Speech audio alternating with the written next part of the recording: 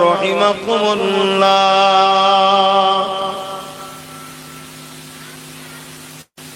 قال الله تعالى في كلام المزيد الفرقان الحميد.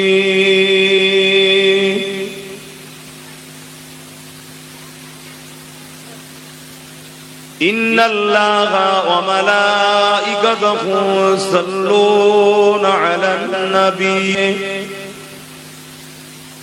يا أيها الذين آمنوا صلوا عليه وسلموا تسليما. اللهم صل على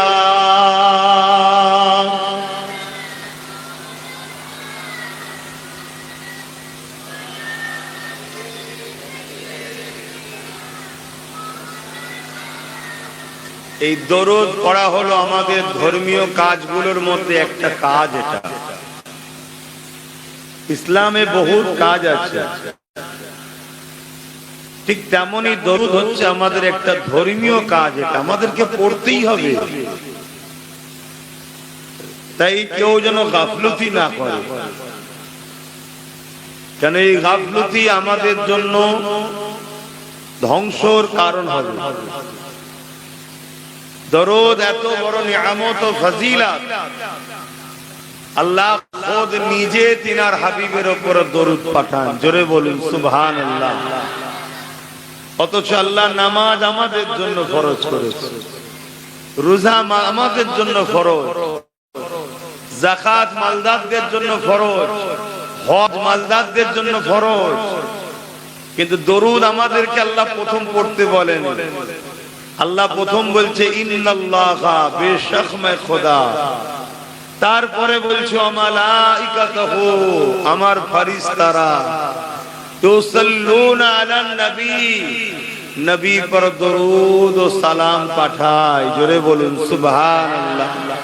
তারপরে আল্লাহ বলছে ইয়া আইয়ুহাল্লাযীনা আমানু, হে ঈমানদারেরা তোরা কেন বাদ যাবি, তোরাও আমার হাবিবের উপরে দরুদ ও সালাম পড়। জোরে বলুন সুবহানাল্লাহ। এই কুঞ্জুসি না হয়, জবান খুলে পড়ুন আল্লাহুম্মা সাল্লি আলা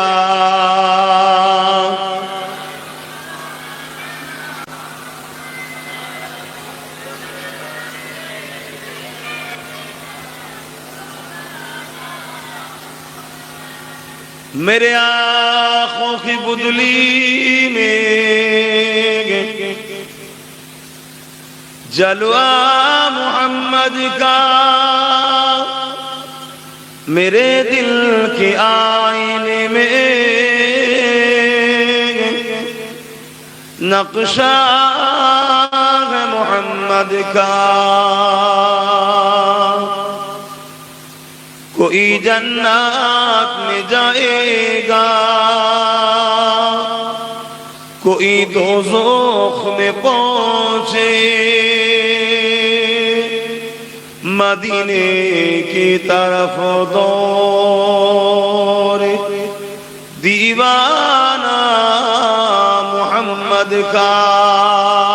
अल्लाहुम्मा सल्ली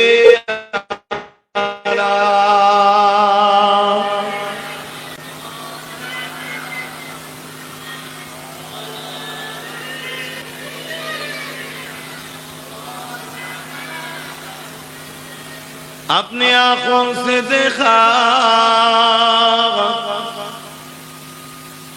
नहीं है मगर उनकी तस्वीर सीने में मौजूद है, जिनकी खुशबू से महका सारा जहान। ओ खुशबू नबी के सीने में है अल्लाहुम्मा सल्ली अला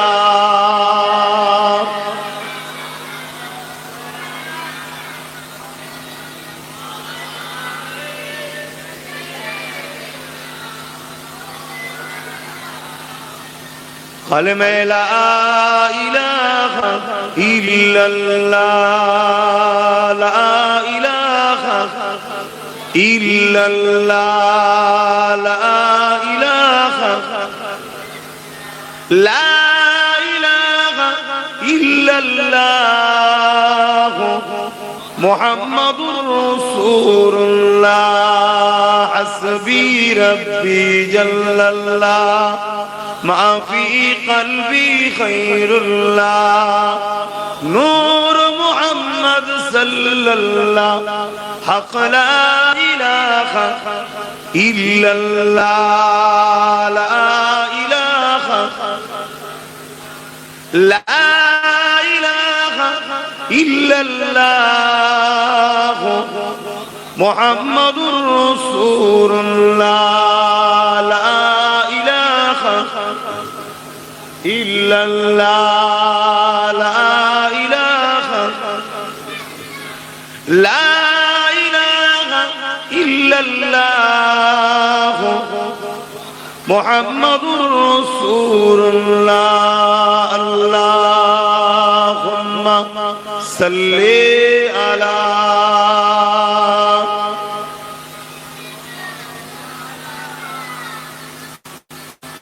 वला आली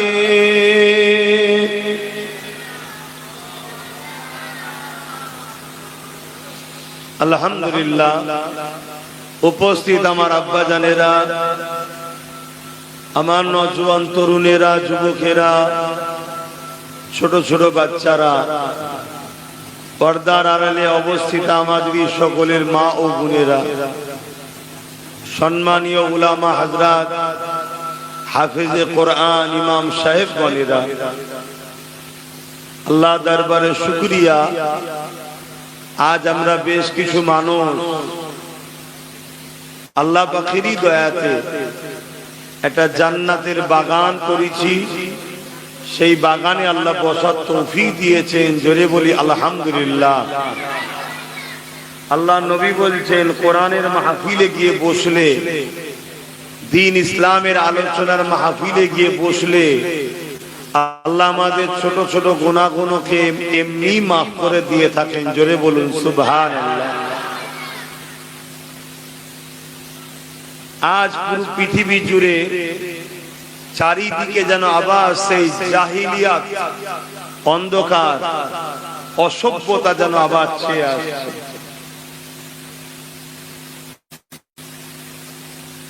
এই বিষয়কে সামনে রেখে গুটি কত কথা আপনাদের কাছে আলোচনা করব, কিন্তু আমার ভাইগুলো দেখছি তারা ওয়াজ না শুনে মোবাইলে বড় ব্যস্ত। এই অভ্যেসগুলো ছাড়ুন।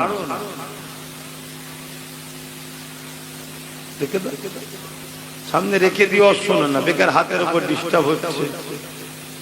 মাঝে মাঝে ফোন এসছে, আলো জ্বলছে, কত সমস্যা হচ্ছে না। আমারও বিরক্ত লাগছে, তোমাদেরও শুনতে অসুবিধা হবে। সামনাসামনি এসেছি, সামনাসামনি দেখো না বাবা, মোবাইলে দেখতে হবে এখন। আমাদের কর্মের দোষী বাপ আমরা মরছি। আজ পৃথিবীর যেদিকেই তাকাবো একটাই জিনিস দেখতে পাচ্ছি, আবার একদল মানবরূপী পশুরা মাথা চাড়া দিয়েছে, আবার একদল ফেরাউন, আবার একদল নমরুদ, আবার একদল সাদ্দাত, আবার একদল আবু জেহেল, উতবা, সাইবা, উমাইয়া, আবু সুফিয়ান নামে এই ধরনের মেন্টালিটি নিয়ে আবার একদল মানুষ মাথা চাড়া দিয়েছে। তাদের একটাই বক্তব্য, যে বক্তব্য ফেরাউনের ছিল, নমরুদের ছিল, আবু জেহেলের ছিল, উতবা, সাইবার ছিল, কি আমরা খোদা হব মানুষের। তাই ইসলামকে রাখা যাবে না, কেন ইসলাম আমাদের চলার পথের বিরোধী হয়ে দাঁড়াচ্ছে। কেন ইসলাম দাসত্ব প্রথাকে ভেঙে চুরমার করার নাম, ইসলাম ইনসাফের নাম। ওই ছেলেগুলোর পাশে কেউ মুরব্বীরাও বসে নেই, বাচ্চাগুলোর হাতে সব ফোন। এই বিরক্ত হলে বা ওয়াজ গন্ডগোল হয়ে যাবে।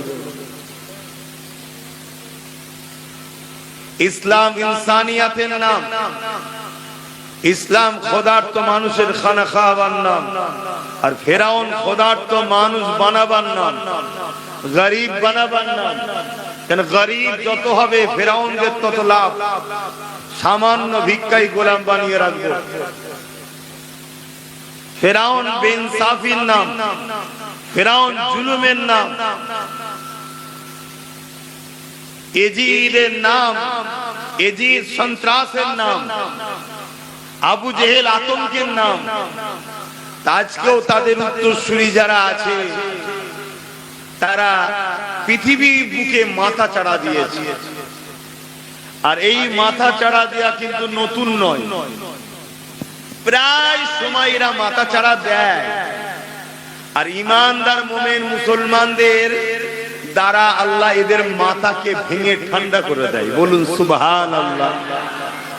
আবার এরা গুটি গুটি গুটি গুটি পায়ে গুটি সাজায়, আবার গুটি গুটি পায়ে এরা প্রস্তুত নেয়। ফোনের উপরে কত ফোন তুলব, হ্যাঁ ফোন তো সাইলেন্ট করে রাখা যায় না। কখনো ইমার্জেন্সি ফোনে করা দরকার, কখনো নওশাদ ফোন করে জরুরিতে, ঘরেরও ফোন থাকে। কিন্তু মানুষ চারিদিকে সব পেরেশানের মধ্যে মানুষ রয়েছে, ফোন করছে। ভালোবাসে বলে করে, এটা আমি অস্বীকার করছি না, কিন্তু এই এখন তার তোলা সম্ভব নয় না। তো যাক আমার ভাইরা, একটুখানি কষ্ট দিচ্ছে আপনাদের।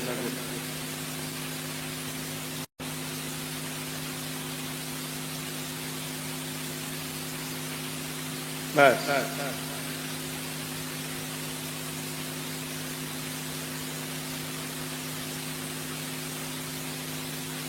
এখন সব তো ডবল সিমের কারবার চলছে, তো সবাই জানাটা বন্ধ করে দিলাম।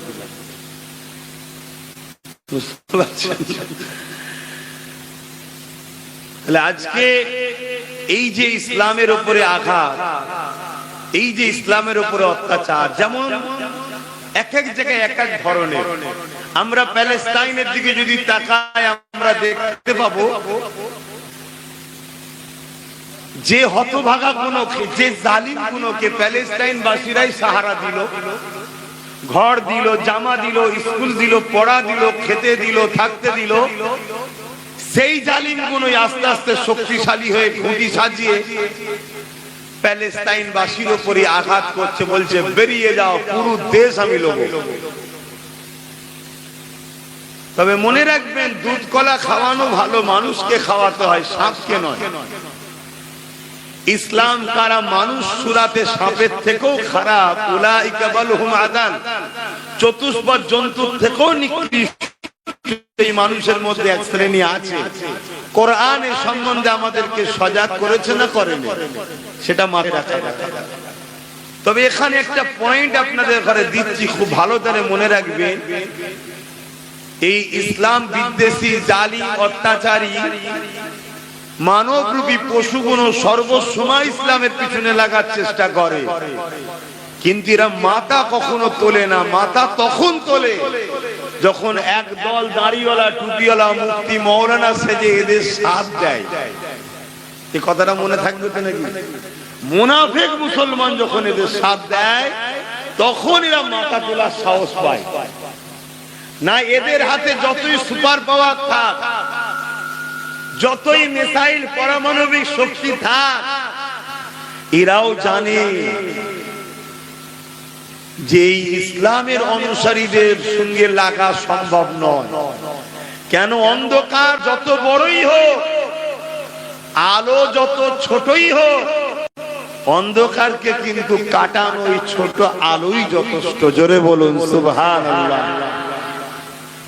আর ইসলাম এমন একটা আলো, এই আলো যুগে যুগে জুলুমকে খতম করেছে, এই আলো যুগে যুগে অত্যাচারকে মিটিয়েছে, এই আলো যুগে যুগে অসহায়দের আশ্রয় দিয়েছে, এই আলো যুগে যুগে খুন বন্ধ করেছে, সন্ত্রাসী বন্ধ করেছে, জুলুম বন্ধ করেছে, জঙ্গিবাদকে মিটিয়েছে, আতঙ্কবাদকে মিটিয়েছে, মানবরূপী পশুদেরকে যারা মানুষের খোদা হতে চেয়েছে তাদের স্বপ্ন ভেঙে চুরমার করে দিয়েছে। ইসলাম এমন একটা আলো যার ক্ষুধার্ত মানুষ তার খানার ব্যবস্থা করেছে, গরিব অসহায় দুঃখীদের চোখের পানি মুছে সমাজের অন্যায়কে মিটিয়ে সাম্য শান্তি প্রতিষ্ঠিত করেছে। জোরে বলুন সুবহানাল্লাহ। তাই ইসলামের পিছনে যুগে যুগে দুই শ্রেণীর মানুষ চরম ভাবে বিরোধী করেছে, এগুলো মনে রাখবেন। নাম্বার 1 জালিম শাসক, মনে থাকবে। নাম্বার 1 জালিম শাসক। নাম্বার 2 ধর্মের নামে ভণ্ডমির দোকান যারা খোলে। কেন ইসলামের আলোর কাছে ভণ্ডদের দোকানের খদ্দের পালায়, পালিয়ে গিয়ে সব ইসলামের আলোর দিকে যায়। জোরে বলুন সুবহানাল্লাহ। এই দুই শ্রেণীর মানুষ যুগে যুগে ইসলামের চরমভাবে বিরোধী করেছে। কিন্তু এরা যতই পয়সা হোক, যতই ক্ষমতাশালী হোক, যতই ম্যান পাওয়ার, অর্থ পাওয়ার, মাসুল পাওয়ার, অস্ত্র পাওয়ার, ম্যান্ডেট পাওয়ার যতই এদের কাছে থাকুক না কেন, এরা কিন্তু মাথা তোলেনি, ভেতরে ভেতরে চেষ্টা করেছে।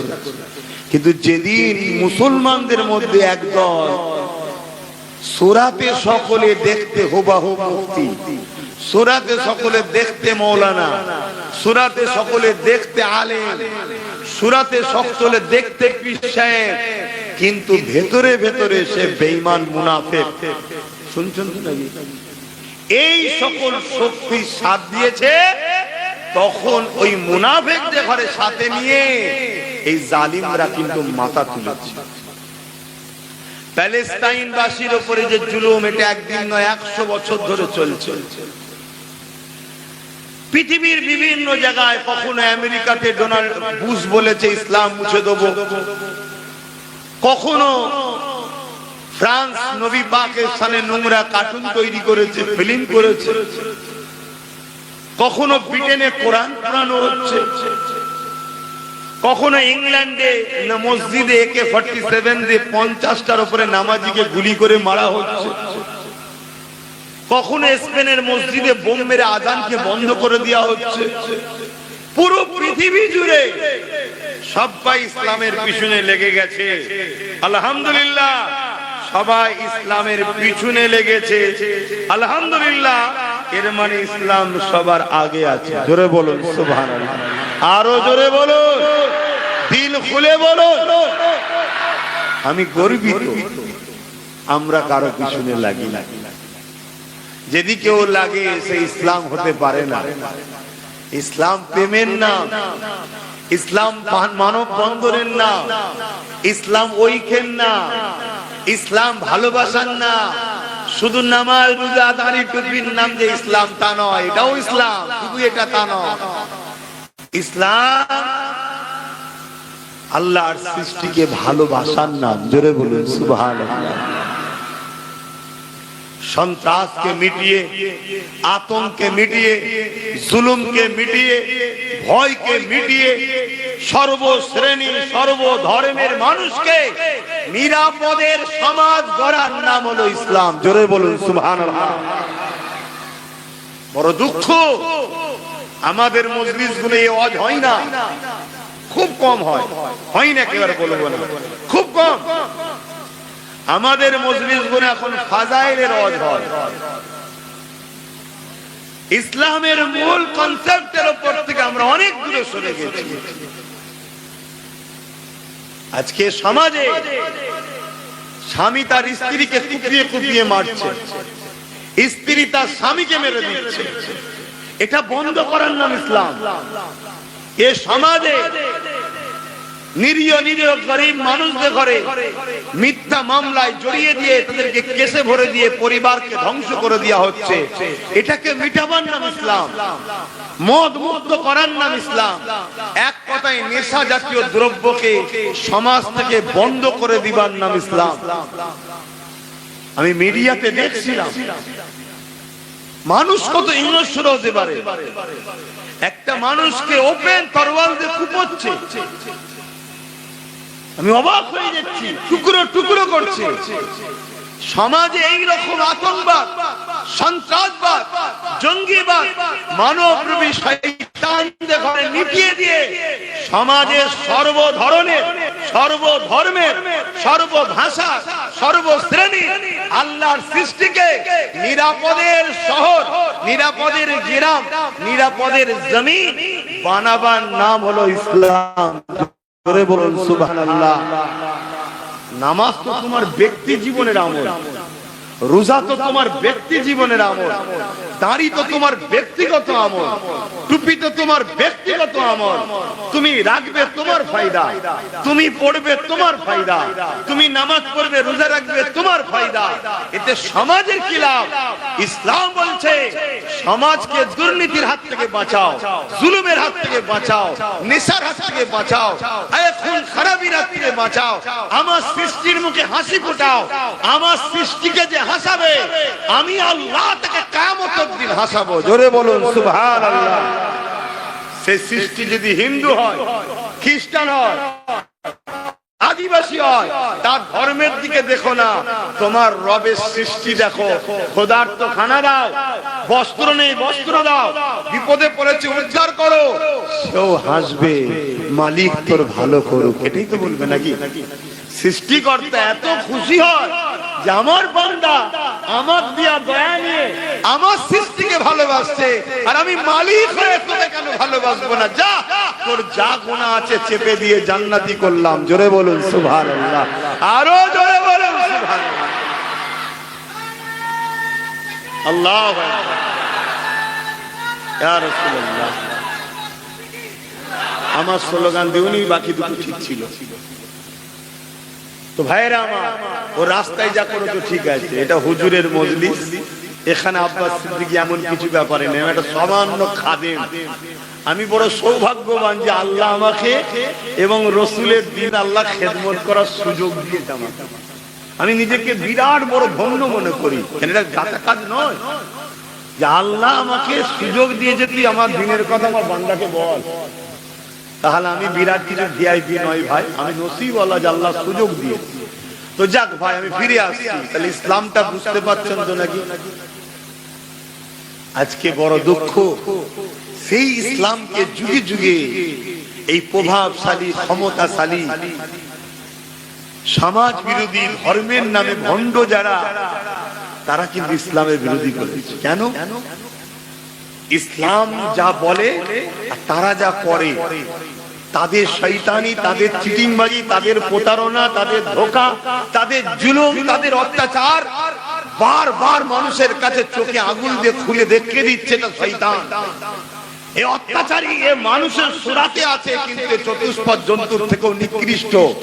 সৃষ্টিকর্তা বলছেন কুনতুম খায়রা উম্মাতিন উখরিজাত লিন-নাস তা'মুরুনা বিল মা'রুফ ওয়া তানহাউনা আনিল মুনকার। হাদিসে বসে আছে কোরআনের কথা, আল্লাহ কালামুল্লাহর মধ্যে বলছে তোমাদেরকে দুটো কাজ দিয়ে পাঠিয়েছি, তোমরা আশরাফুল মাখলুকাত, তোমরা শ্রেষ্ঠ উম্মাহ, তোমাদের দুটো কাজ, এই দুটো কাজ যদি করো মাইনে হিসাবে জান্নাত। জোরে বলুন সুবহানাল্লাহ। তোমার দুনিয়ার অফিসে চাকরি করো, বিভিন্ন লোকের কাছে কাজ করো, কাজ দিয়েছে, কাজ যদি না করো মাইনে দেবে ভাই? তা আল্লাহ আমাদেরকে চোখ দিয়েছে ফ্রি, পা দিয়েছে ফ্রি, কান দিয়েছে ফ্রি, হাত দিয়েছে ফ্রি, কিডনি দিয়েছে ফ্রি, জবানে কথা দিয়েছে ফ্রি, খেতে দিচ্ছে, জমিন আসমানে কত রকম কোয়ালিটির চাষ আল্লাহ জমিনে ফল দিয়েছে, খাদ্য দিয়েছে, সব আমাদের জন্য ফ্রি ফ্রি ফ্রি। আমরা একে অপরের পয়সা নিই, আল্লাহ তো লাই না। কিন্তু আল্লাহ বলেছে দুটো কাজ করতে হবে। কি? আমার জমিনের উপরে অন্যায় দেখলে প্রতিরোধ করে অন্যায়কে খতম করো, আর আমার জমিনে আমার মুহাম্মদ রাসূল যা হুকুম করছে ওই ন্যায় কাজগুলোকে প্রতিষ্ঠিত করো। জোরে বলুন সুবহানাল্লাহ। এটা আমাদের কাজ তো নাকি? যদি এই কাজ করতে পারি গেনা, আর করতে না পারি গেনা। রাসূল পাক আমাদের জন্য একটু সহজ করে দিয়েছে, কি অন্যায় দেখলে হাত দিয়ে রোখো, যদি হাতে ক্ষমতা না থাকে মুখ দিয়ে রোখো, মুখে যদি ক্ষমতা না থাকে অন্যায় অন্তর থেকে ঘৃণা করো। তবে অন্তর থেকে ঘৃণাটা একেবারে দুর্বল, কচু পাতায় পানি দিয়া টাইপে, কখন যে ঈমান চলে যাবে কোনো ঠিক নাই। এই তিনটের মধ্যে কোনোটা যদি না থাকে রাসূল বলছে তার মধ্যে কোনো ঈমান নাই। শুনছেন? তাহলে অন্যায় দেখলে হাত দিয়ে রোখো, অন্যায় দেখলে হাতে ক্ষমতা নেই মুখ দিয়ে রোখো, মুখেও ক্ষমতা নেই, অন্তর থেকে ঘৃণা করো। যদি এই তিনটের মধ্যে কোনো গুণ তোমার মধ্যে না থাকে রাসূল বলছে তার মধ্যে ঈমান নাই। হতে পারে নামাজি, হতে পারে দাড়িওয়ালা, হতে পারে টুপিওয়ালা, হতে পারে হাজি, হতে পারে মসজিদ বানিয়েছে, হতে পারে কোরআন পড়ে, সব আমল থাকতে পারে, হুজুর বলছে ওর মধ্যে ঈমান নাই। আর ঈমান যার নাই তার নামাজ রোজা দাঁড়িয়ে টুপির কোনো দাম আছে? তাহলে অন্যায় দেখলে প্রতিরোধের দরকার আছে না নাই? এর নাম তো ইসলাম। তাহলে আজ পুরো দেশ জুড়ে, পৃথিবী জুড়ে ইসলামের বিরুদ্ধে জালিমরা লেগেছে। কেন জানেন? যে অন্যায় দেখলেই মুসলমানরা প্রতিরোধ করবে, কেন? এটা ওদের ঈমানের ব্যাপার। জান চলে যায়, চলে যাবে, অন্যায় দেখলে প্রতিবাদ করবে।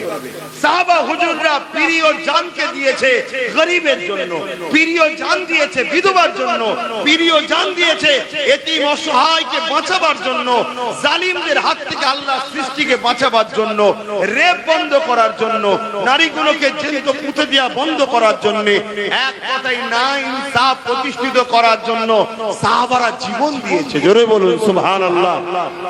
কি অন্য কিছু কারণে কিছু নাকি? কেন?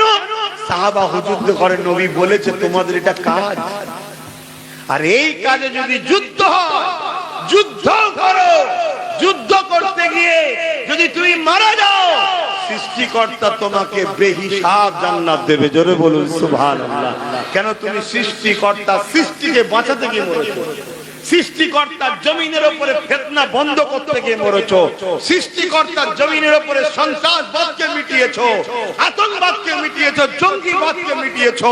কিন্তু দুঃখের বিষয় মিডিয়া খুললেই দেখা যায় সন্ত্রাসরা দিনরাত ইসলামকে সন্ত্রাস বলছে, জঙ্গিরা দিনরাত ইসলামকে জঙ্গি বলছে, আতঙ্কবাদরা দিনরাত ইসলামকে আতঙ্কবাদ বলছে। মানে নকলের গায়ে লেখা আছে নকল হইতে সব। শুনছেন তো নাকি?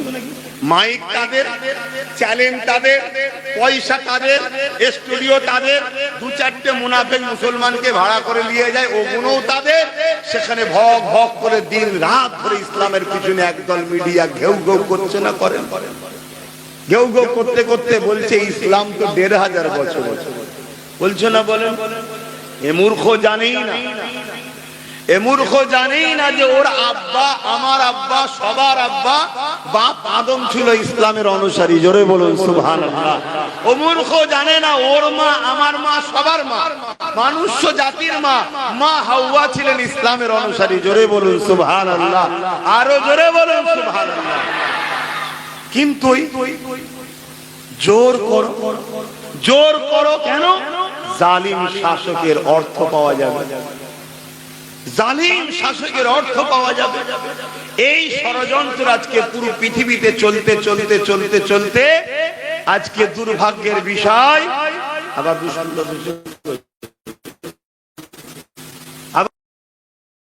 তোমরা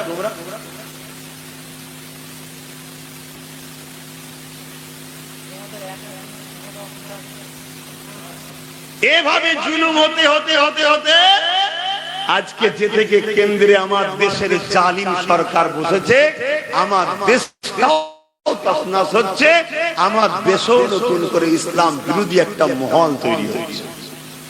সোনার দেশটা আজকে ধ্বংসের দিকে, প্রেমের দেশটা আজকে হিংসার আগুন জ্বলছে, ঐক্যের দেশটা আজকে ফেটে চুরমার হয়ে যাচ্ছে। যে থেকে এই জালিম হুকুমতটা কেন্দ্রে বসেছে সেই থেকে আমার দেশটা তছনছ হচ্ছে। একটা তো কোনো কথাকে রাখতে পারেনি, যা ওয়াদা করেছে সব ঝুটা, সব ফট, সব জুমলাবাজ। তাই সমাজের কাছে মুখকে দেখাবে কি করে? এই সমাজের মধ্যে ব্রিটিশের পরিকল্পনা চালিয়েছে কি? জাতি দাঙ্গা লাগাও, জাতে জাতে বিভাজন লাগাও, ভাইচারাকে নষ্ট করো। ব্রিটিশ যেটা করেছিল, ভালো ধারে বস না,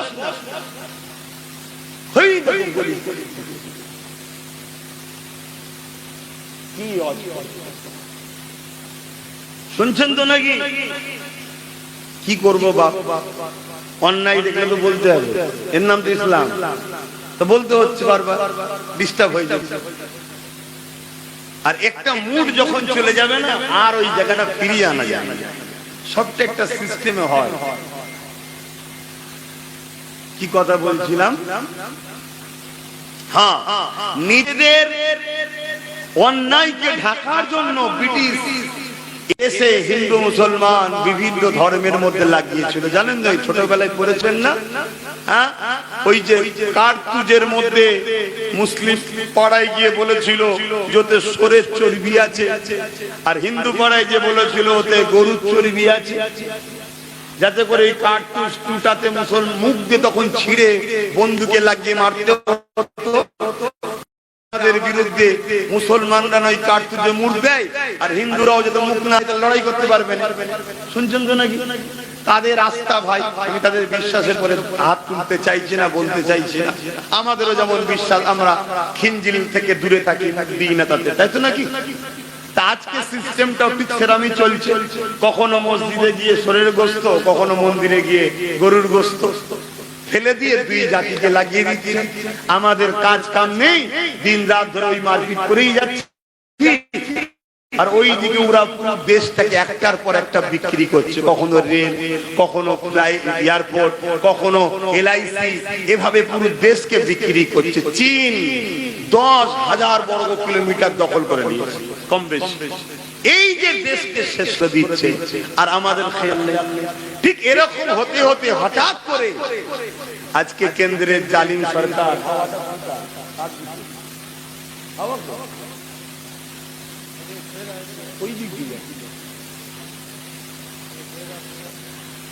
আজকে ওয়াকাফের উপরে হাত দিয়েছে। আপনারা শুনেছেন তো নাকি? কথা বলুন একটু। ওয়াকাফ মনে রাখবেন, আজ থেকে 10 বছর কম বেশি ধরে আমি বলছি ওয়াকাফ বাঁচাও, ওয়াকাফ বাঁচাও। ওয়াকাফ আন্দোলন 10 বছর কম বেশি ধরে আমি করছি বাংলার অলিতে গলিতে। পুরাতন ভিডিও আমার সব পাবেন আপনাদের এই ডানকুনিতে। বিশাল জনসভা করেছিলাম ওয়াকাফ বাঁচাও, এভাবে চিল্লাচ্ছি। যা তৎকালীন সময় বহুত আলেম উলামা, পীরজাদা, সমাজের অনেক গণ্যমান্য লোক আমাকে ছোট বড় কথা বলেছিল, গালিগালাজ করেছিল, আমার সাথে মিশতে মানুষকে নিষেধ করেছিল, আমার ডাকে কেউ সাড়া দিলে তাদেরকে মেরেছিল, তাদের উপরে জুলুম করেছিল। কিন্তু আমার ভালোবাসার মানুষরা সব কিছুকে ওভারটেক করে দীর্ঘ 10 বছর ধরে আজকের দিন পর্যন্ত লক্ষ লক্ষ যুব সমাজ, বাপ মা ভাই বোন আমার পাশে এখনো দাঁড়িয়ে আছে। তাদেরও বক্তব্য একটাই, আল্লাহর ঘর বাঁচাও, মসজিদ বাঁচাও, কবরস্থান বাঁচাও, ঈদগাহ বাঁচাও, খানকা বাঁচাও। এক কথায় ইসলামের একটা পাঠ হলো ওয়াকাফ। যেমন আমাদের শরীরে হাত আছে, পা আছে, চোখ আছে, কান আছে, তা ইসলামের একটা অঙ্গ হলো ওয়াকাফ। এই ওয়াকাফকে বাঁচাও। সেদিন থেকে আমরা চিৎকার আসছি, আজও চিৎকার দিচ্ছি, আলহামদুলিল্লাহ। কিন্তু দুঃখের বিষয়, আজকে যেভাবে সবাই তেরে ফুড়ে নেমেছে, আমি কারণ আমাকে ঘৃণা করছি না, কিন্তু সবাই যদি 10 বছর আগে থেকে তেরে ফুড়ে নামতো, আমার মনে হয় না কেন্দ্রের এই ফ্যাসিস্ট জালিম সরকার এই বিলটা সাহসিকতাটা দেখাতো। সাহস তখন হয় যখন একটা জায়গা দীর্ঘদিন পড়ে থাকে, যে যা খুশি দখল করছে, যে যা খুশি ভোগ করছে, যে যা খুশি ইউজ করছে, তখনই তো সাহস হয় যে সবাই যখন করছে, জায়গার মালিক কিছু বলছে না, তার মানে বেওয়ারিশ, ওর কেউ নেই মনে হয়, চল আমি বা কেন নেবো না একটু। ঠিক তো নাকি? বছর ধরে কম বেশি সবাই অকাল ঝরেছে। আমি যদি আমার রাজ্যের কথা বলি, আমার রাজ্যে ৭৫ থেকে ৮০-৮৫ হাজার বিঘে, শুনছেন, আজকের দিন পর্যন্ত রাজ্য সরকারের আমলা চামচারা সব চুরি করে ঝেড়ে খাচ্ছে। কথাটা কি ব্যথা লাগলো? মসজিদের জায়গা, মাদ্রাসার জায়গা, কবরস্থানের জায়গা, খানকার জায়গা, বড় বড় কোটি কোটি টাকার সম্পদ রাজ্য সরকারের আমরা চামড়া সব ছেড়ে ছেড়ে আজকেও খাচ্ছে এই রাজ্য।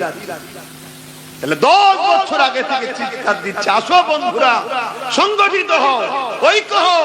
তোমরা যদি বুলেটের গুলিকে ভয় করো, আমি সামনে আছি, কমসে কম বিরোধী করো না, সাথ দাও। সাথ দেয়নি বন্ধু, বিরোধী করেছে, ছেলেগুলোকে ট্যাগ করে মেরেছে, কেস দিয়েছে, কি করতে বাদ দিয়েছে আমার ভালোবাসার যুবকগুলোকে। আহলে সুন্নাত ওয়াল জামাতের ছেলেদের উপরে কম জুলুম করেছে। কিন্তু আলহামদুলিল্লাহ, আল্লাহ শুকরিয়া আদায় করি, আজও পর্যন্ত সেই ছেলেরা মজবুত হয়ে এখনো দাঁড়িয়ে আছে। ভাইজান আপনি যা বলবেন তাই বলুন না আলহামদুলিল্লাহ। আজ এত মার খেয়ে কাল যদি বলি চলো, কাল যদি বলি চলো, কয়েক লক্ষ জীবনের বিনিময়ে তোমার সম্পদ তুমি ফিরে পাবে, আমার ঈমান বলছে কয়েক লক্ষ যুবক আমার একটা উংলি ইশারাতে কালকেই রাস্তায় নেবে, জীবন মরণের বাজি লাগিয়ে নেবে যাবে ইনশাআল্লাহ, আমার বিশ্বাস। আপনাদের কি মনে হয় হবে না? আমার বিশ্বাস ইনশাআল্লাহ। এখানেও হয়তো আছে কিছু না হলো ২-৫টা ছেলে এই গ্রামও হয়তো সেরকম পাগল আছে। কিন্তু আজ আমরা কোথায় ফাঁসলাম? কেন্দ্র সরকার দেখছে সবাই মিলে খাচ্ছে, মুসলমানরা তো কিছু বলছে না, তা চ আমি টোটাল গাছ সমেত বুড়া সমেত তুলে নিয়ে খেয়ে নি। মানে বড় ডাকাত তো সবাই রয়ে বসে খায়, এ একদম বুড়া সমেত তুলতে গেছে। কথা বুঝছেন না? বোঝেন না? আইন করে পুরুলিতে গেছে, ব্যাস কথা বুঝে আসছে। এই কালা কানুন বাতিলের জন্য আমাদেরকে অবশ্যই এর বিরুদ্ধে সংগ্রাম করা, লড়াই করা, গণতান্ত্রিক প্রক্রিয়ায় আন্দোলন করা, এটা আমাদের প্রত্যেক মুমিন মুসলমানের ঈমানি দায়িত্ব আছে না নাই? জোরে বলুন আছে না নাই? আছে। কিন্তু দুঃখের বিষয় এই লড়াইটা করবেন যে এখানেও ২ নম্বরই চলছে। দুঃখ কোথায় বলি, এখানে আজকের দিনে তো ২ নম্বরই চলছে। কিরকম ২ নম্বরই? আমি শুধু ইশারাতে বলছি, খুলে বলবো আর কিছুদিন পর থেকে। ইশারায় শুধু বলছি, আছি আমরা এখন চুলোর উপরে, কড়ার উপরে আছি। কোথায়? কড়ার উপরে। বিপদে আছি না নাই? কিন্তু এই টাইমেও প্ল্যান চলছে কড়া থেকে তুলে ডাইরেক্ট চুলোই ফেলে যাই করে যায়। এর পিছনেও মুনাফিক মুসলমানের হাত আছে। মনে রাখবেন, সেই দিন উম্মতে মুহাম্মাদীর জায়গা দরকার ছিল যেদিন সুপ্রিম কোর্ট থেকে আস্থার উপরে বাবরি মসজিদের বিরুদ্ধে রায়টা এসেছিল। সেদিন উম্মতে মুহাম্মাদীর বুঝে নেওয়া দরকার ছিল এ দেশে যে আমরা সবাই মিলে স্বাধীন করেছি সবটাই ঠিকই, কিন্তু এ দেশ সংবিধান অনুযায়ী আর চলছে না। কথা মাথায় ঢুকছে? এখন না 2টো ছেলে, ছোট্ট ছোট্ট 2টো ছেলে তোমার পিছনে দেখো, 2টো ছোট্ট ছোট্ট ছেলে, তো চোখগুলো নষ্ট হয়ে যাবে।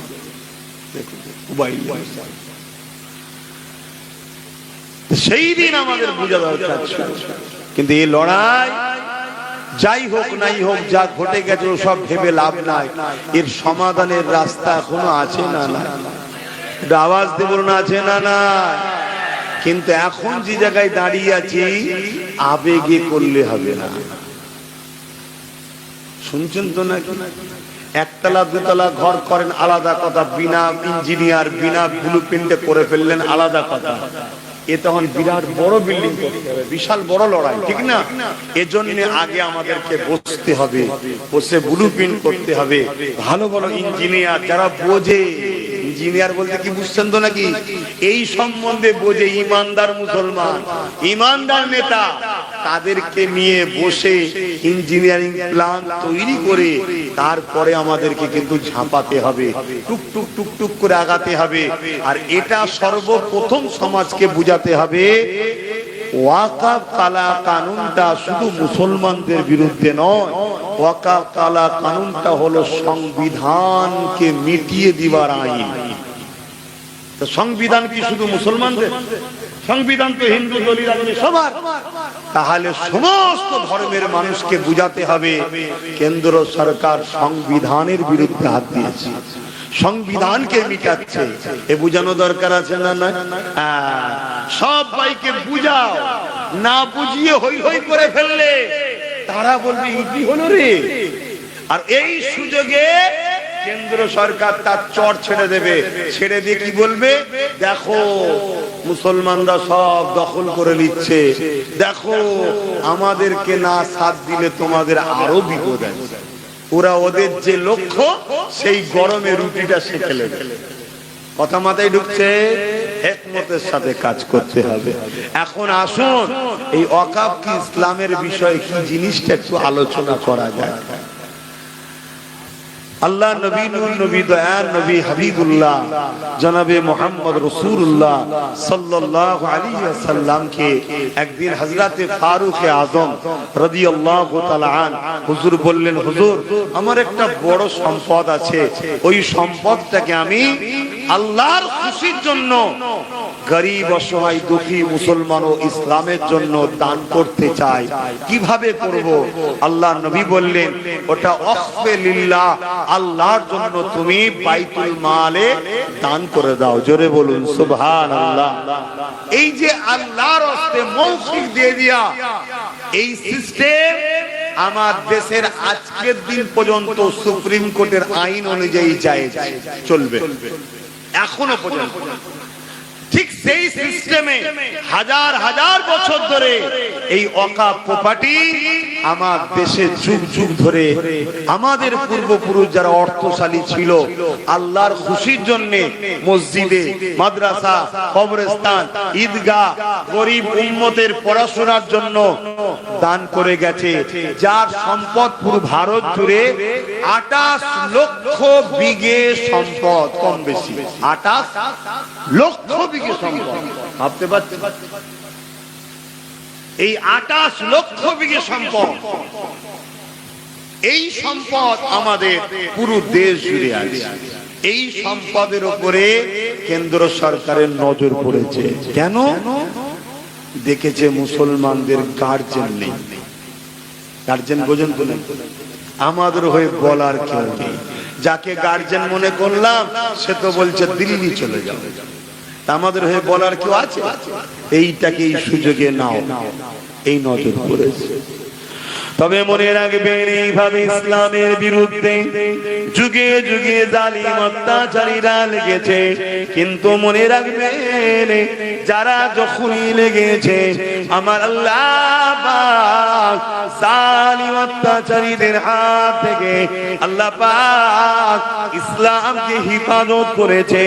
যুগে যুগে শত শেষ ফায়সালা বিজয় কিন্তু ইসলামেরই হয়েছে।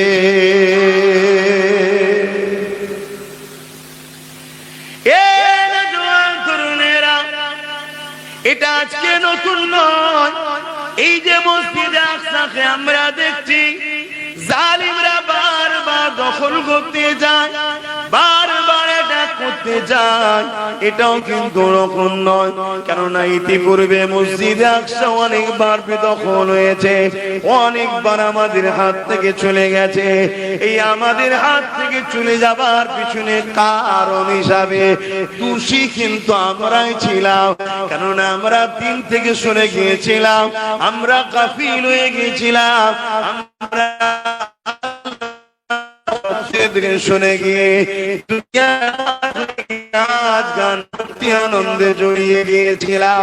আল্লাহ পাক তাই জালিম শাসক বসিয়ে আমাদেরকে হত্যা করে জুলুম করে আমাদেরকে জালিম শাসক দ্বারা শাস্তি দিয়ে আমাদের হাত থেকে মসজিদে আকসাকে বারবার তাদের দ্বারা কেড়ে নিয়েছে। কিন্তু আবার যখন আমরা নিজেদের ভুলকে বুঝতে পেরে পরিবর্তন হয়ে তওবা করে আল্লাহ মুখী হয়ে গেছে, তখনই আল্লাহ ইমানদার লিডার পাঠিয়ে তার হাতের বরকতে আবার আমাদেরকে মসজিদে আকসা ফিরিয়ে বিজয় দিয়েছে। আরো জোরে বলুন সুবহান। ইতিহাস গাওয়া এই মসজিদে আকসা অনেকবার আমাদের হাত থেকে ফসকেছে। আমি সংক্ষেপে বলছি, হযরত ওমর ফারুক হুজুর একবার উদ্ধার করে, আবার তখন ফসকে গেছে। তারপরে হযরত সালাউদ্দিন আইবি তিনি এই মসজিদে আকসাকে উদ্ধার করেছেন।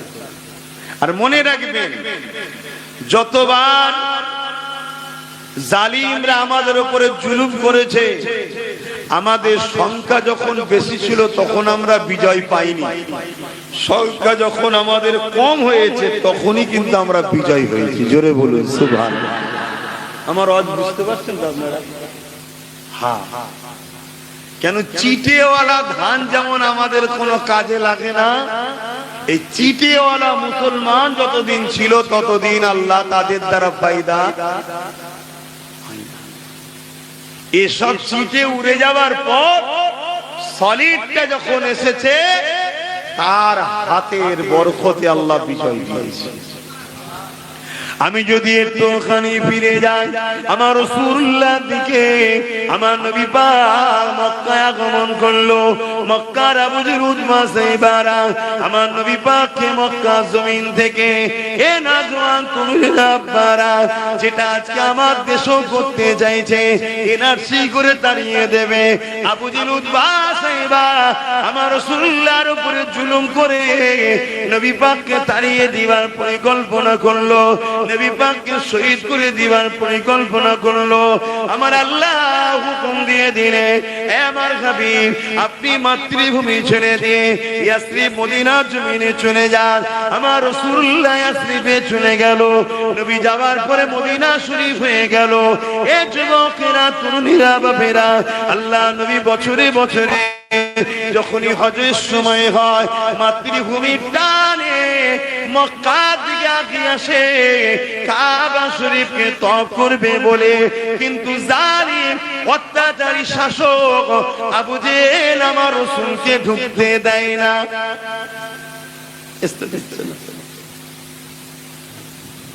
এ যুবকেরা, এদিকে আমার নবী পাক সাল্লাল্লাহু আলাইহি ওয়াসাল্লাম মনে দুঃখে মক্কা জমিনে রয়েছেন, মদিনার জমিনে রয়েছেন। চতুর্দিকে আমার নবী পাকের মেসেজ চতুর্দিকে ছড়াতে লেগেছে। খুশবু যেমন চতুর্দিকে ছড়ায়, তোমার আমার যে বানানো খুশবু, এই খুশবু আমার নবীর পাসিনারও তুলনায় আসে না। নবী পাকের পাসিনা থেকে, খাম মুবারক থেকে এত সুন্দর খুশবু বাহির হয়, যখনই কেউ নবীর পাসিনাকে ব্যবহার করে সবাই আলোচনা করতে থাকে, এই খুশবু কোথা থেকে পেয়েছো? এই যুবকেরা, তরুণীরা, বাপেরা, আল্লাহ নবী যে রাস্তা দিয়ে চলে যায়, কয়েক সপ্তাহ পর্যন্ত ওই রাস্তা দিয়ে যারা যায় ওই খুশবুটা পেতে থাকে। শুধু তাই নয়, 1450 বছর আগে নবী আমার মক্কা মদিনার যে যে গলিতে ঘুরেছে, যে জায়গায় ঘুরেছে, আজকে দিন পর্যন্ত ওই মক্কা মদিনার জমিনে আমার নবীর শরীরের খুশবু পাওয়া যায়। আরো জোরে বলুন সুবহান। এটা মেনে নিতে পারছেন তো নাকি? হ্যাঁ বা, এখানেই মুমিন আর মুনাফিকের পার্থক্য। দুনিয়াদার উলামা, দুনিয়াদার বক্তা, দুনিয়াদার মুফতি মানতে পারবে না, শুনছেন তো নাকি? আর যারা মুমিন উলামা মোমেন মুসলমান, মোমেন মুফতি, তারা কিন্তু এটাকে বেশক মানে। কেন? আমার রাসূল পাক সাল্লাল্লাহু আলাইহি সাল্লামের শরীরের পাসিনার খুশবু এটা মিটার খুশবু নয়। জোরে বলুন সুবহানাল্লাহ। আজও মক্কা মদিনা শরীফে আপনি যাবেন, একটা ট্রাই করবেন, পরীক্ষা করবেন, আমার কথাটা মিলিয়ে নেন, পরীক্ষা করবেন। মক্কা মদিনা শরীফে গিয়ে দোকানদারকে বলবেন, এই যে মক্কা মদিনার আবহাওয়ায় যেটা খুশবু পাওয়া যাচ্ছে ওই খুশবুর আতরটা দেন। দোকানদার আপনাকে দেবে, দেখুন, আপনি নেবেন যে হ্যাঁ হ্যাঁ হ্যাঁ ঠিক আছে, সেম সেম। আপনি নিয়ে যখন ঘরে এসে ব্যবহার করবেন দেখবেন অন্য খুশবু।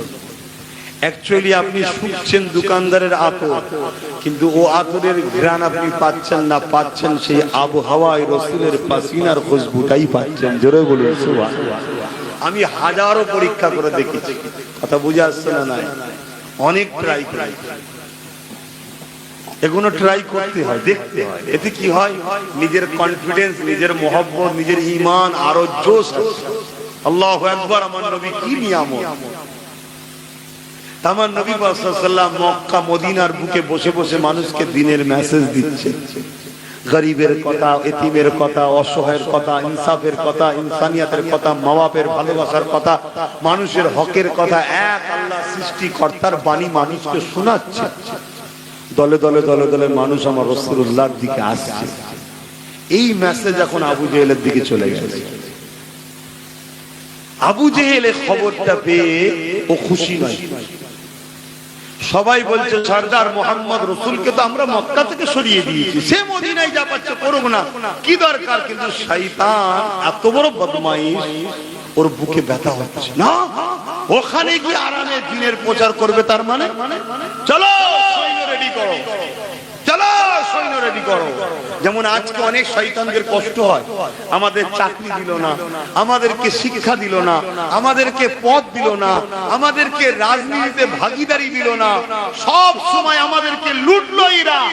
তারপরও আল্লাহ আমাদেরকে যেভাবে রাজকীয় ভাবে ভালো মন্দ খাওয়ায়, এই হারামখোর এই শয়তানদের সহ্য হচ্ছে না। শুনছেন না? শোনেন, এদেরকে আরো শেষ করতে হবে। তাই আমাদের পিছনে উঠে পড়ে আমাদের জমি জায়গা সব লেগে। কিন্তু আমার মুসলিম তো এখনো যাচ্ছে না। আমার মুসলমান এরা এখনো বুঝতে পারেনি সব শিয়ালের একই ডাক রে বাবা, সব শিয়ালের একই ডাক। তুমি কার উপরে ভরসা করে চলছো? হ্যাঁ, একমাত্র ভরসা করো আল্লাহর উপরে, আর একমাত্র ফলো করো মুহাম্মদ রাসূলুল্লাহকে। জোরে বলুন সুবহানাল্লাহ। যদি তোমরা কল্যাণ চাও, যদি তোমরা দুনিয়া আখিরাতের কামিয়াবি চাও, যদি তোমরা তোমাদের বাচ্চাদের ঘরে প্যালেস্টাইনের বাচ্চাদের মতো লাশ দেখতে না চাও, তাহলে কথা মেনে নাও। আর যদি মনে হয় যে না তুমি রেখে দিয়ে যাও কথা, তাহলে 10 বছর আগে যা বলেছিলাম আজকে সব ঘটছে, 3 বছর আগে যা বলেছিলাম আজকে তা ঘটছে, গত বছর যা বলেছিলাম আজকে তা ঘটছে। ইনশাআল্লাহ আমি তো মুখ, আমার কথা তো আর আমার নয়, আজকে বলে যাচ্ছি আগামী খুব শিগগিরই 2-3 বছরই দেখতে পাবে। শুনছেন? আর যদি বলেন যে না এক্ষুনি গাড়িকে রোকো, আমি রং রুটে যাচ্ছি, মেন রোডে উঠতে হবে। মেন রোড হলো একটাই, মুহাম্মদ রাসূলের কদম। জোরে বলুন সুবহানাল্লাহ। অন্য কোন জায়গায় নয়, কোন পীরজাদা মুফতি মাওলানা নয়।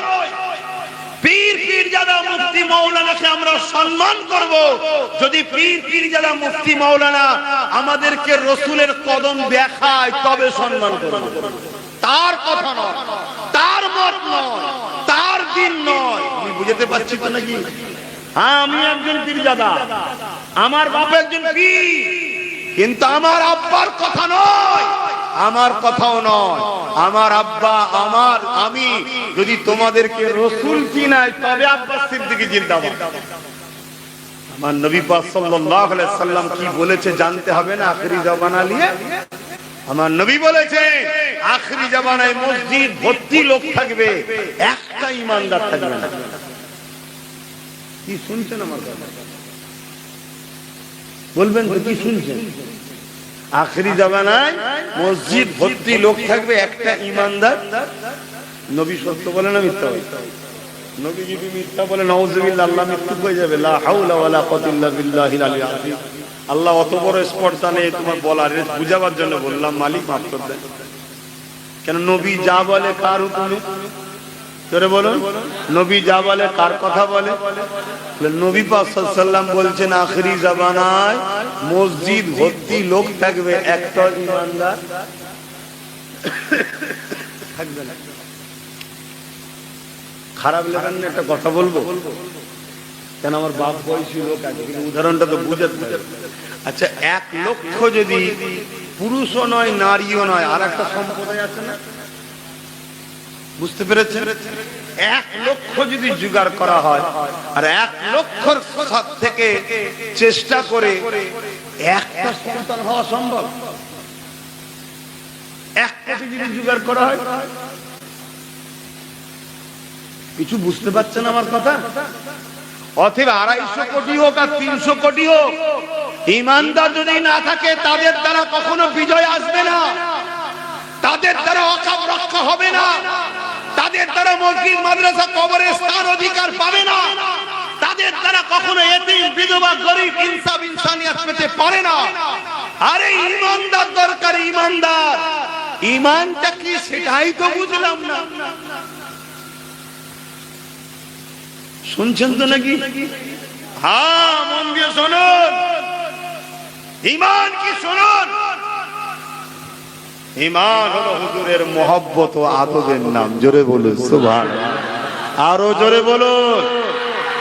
নামাজ আছে, রোজা আছে, দাড়ি আছে, টুপি আছে, হজ আছে, কোরআন আছে, মুফতি মাওলানা, আলেম, পাগড়ি, টুপি, জুব্বা, হযরত, আল্লামা, শাইখ, আরে কত দেখবেন সব রয়েছে। হাজারো নয়, লাখো লাখো আছে। সব এক জায়গায় হয়েও কিচ্ছু লাভ নেই যদি ঈমান না থাকে। আমার কথা নিতে পাচ্ছেন তো নাকি? আমাদের মেন্টালিটিতে হয়ে গেছে সংখ্যা বেড়ে গেলে জিতে যাব, অস্ত্র থাকলে জিতে যাব, পয়সা থাকলে জিতে যাব, বোম বন্দুক থাকলে জিতে যাব। ইতিহাস বলছে এটা অন্য ক্ষেত্রে হতে পারে।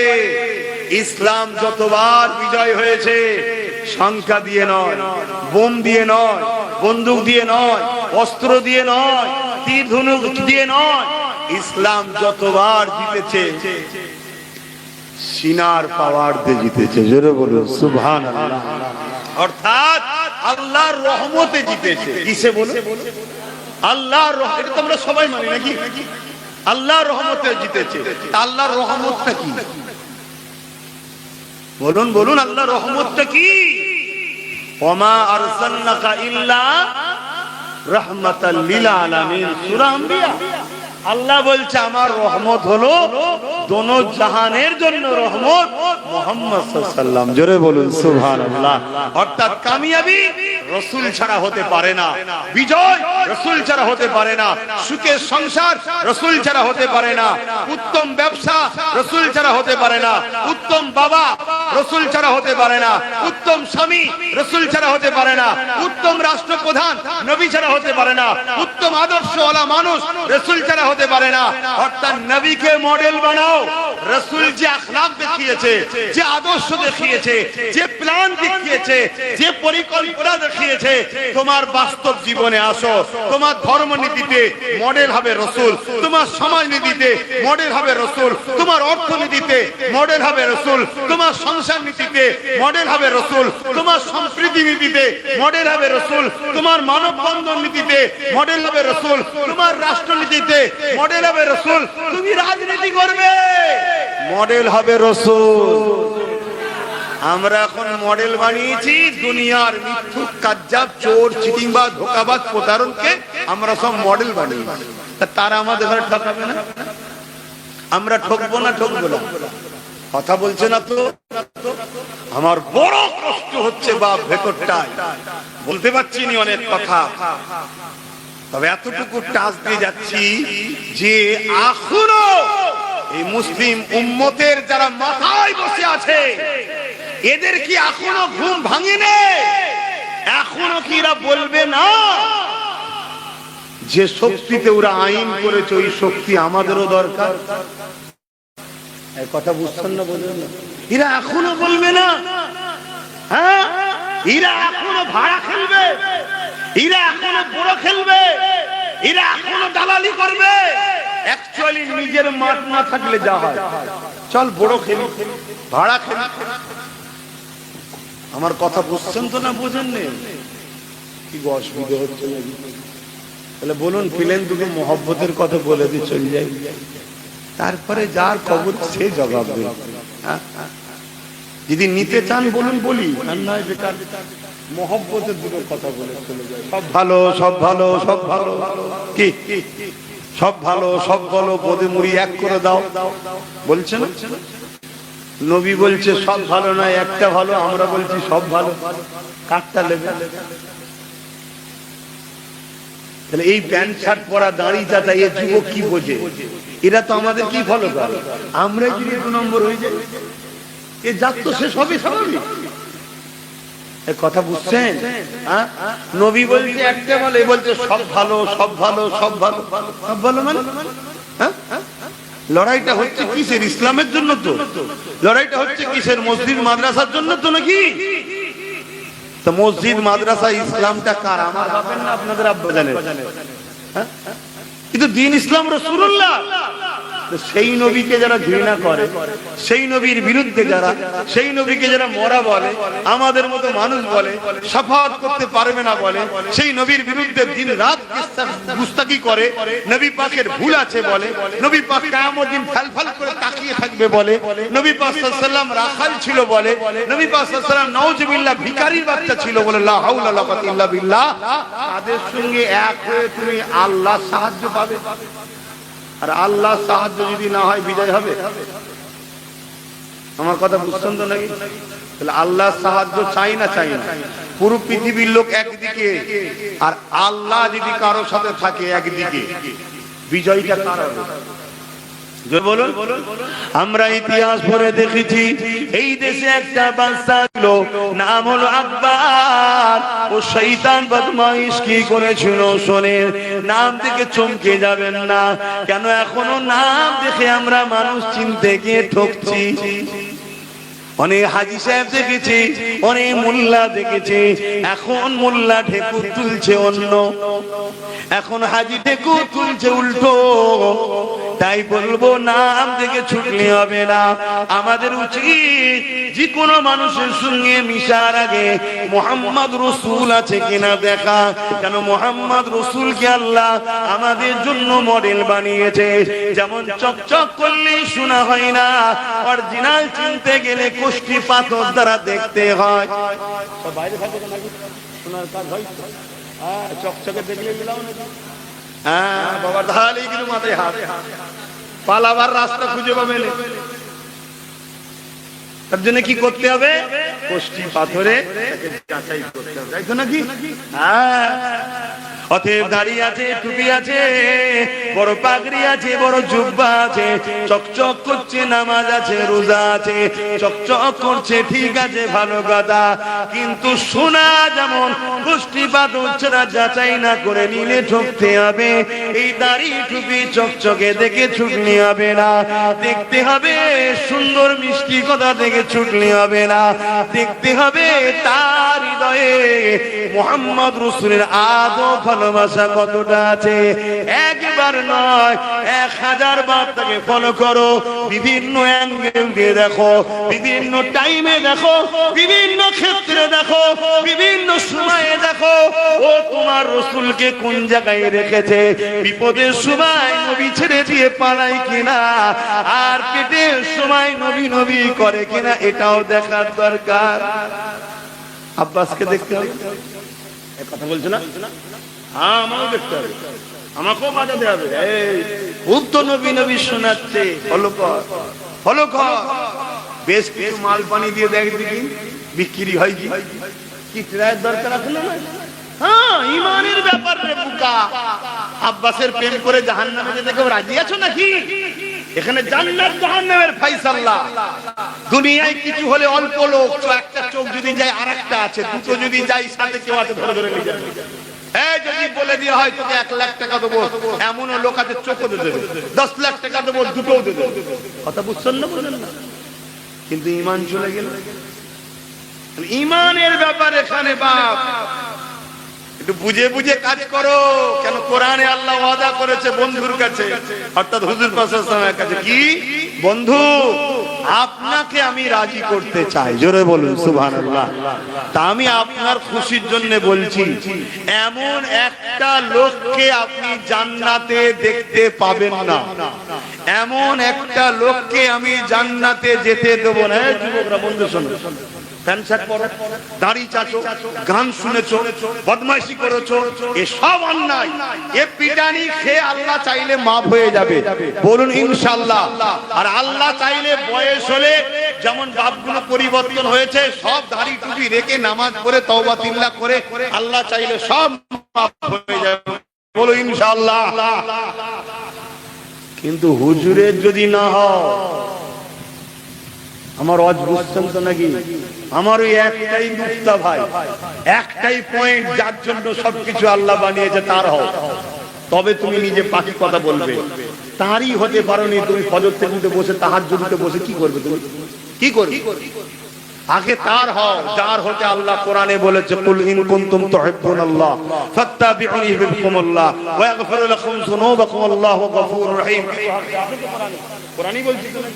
हाँ देखबेन একটু বলেন अम्मानुस तो बड़ो कबलम कुलमा माना। आप फरमाइए, आका को फरमाने के लिए खुदा ने फरमा रहे हैं, आप फरमाइए इन कुंतुम तुहिब्बुन अल्लाह, जो शख्स कहते हैं मैं रब ताला को मोहब्बत करते हैं, जरा बोले हमरा अल्लाह के भालोबासी। बोली ना बोली ना?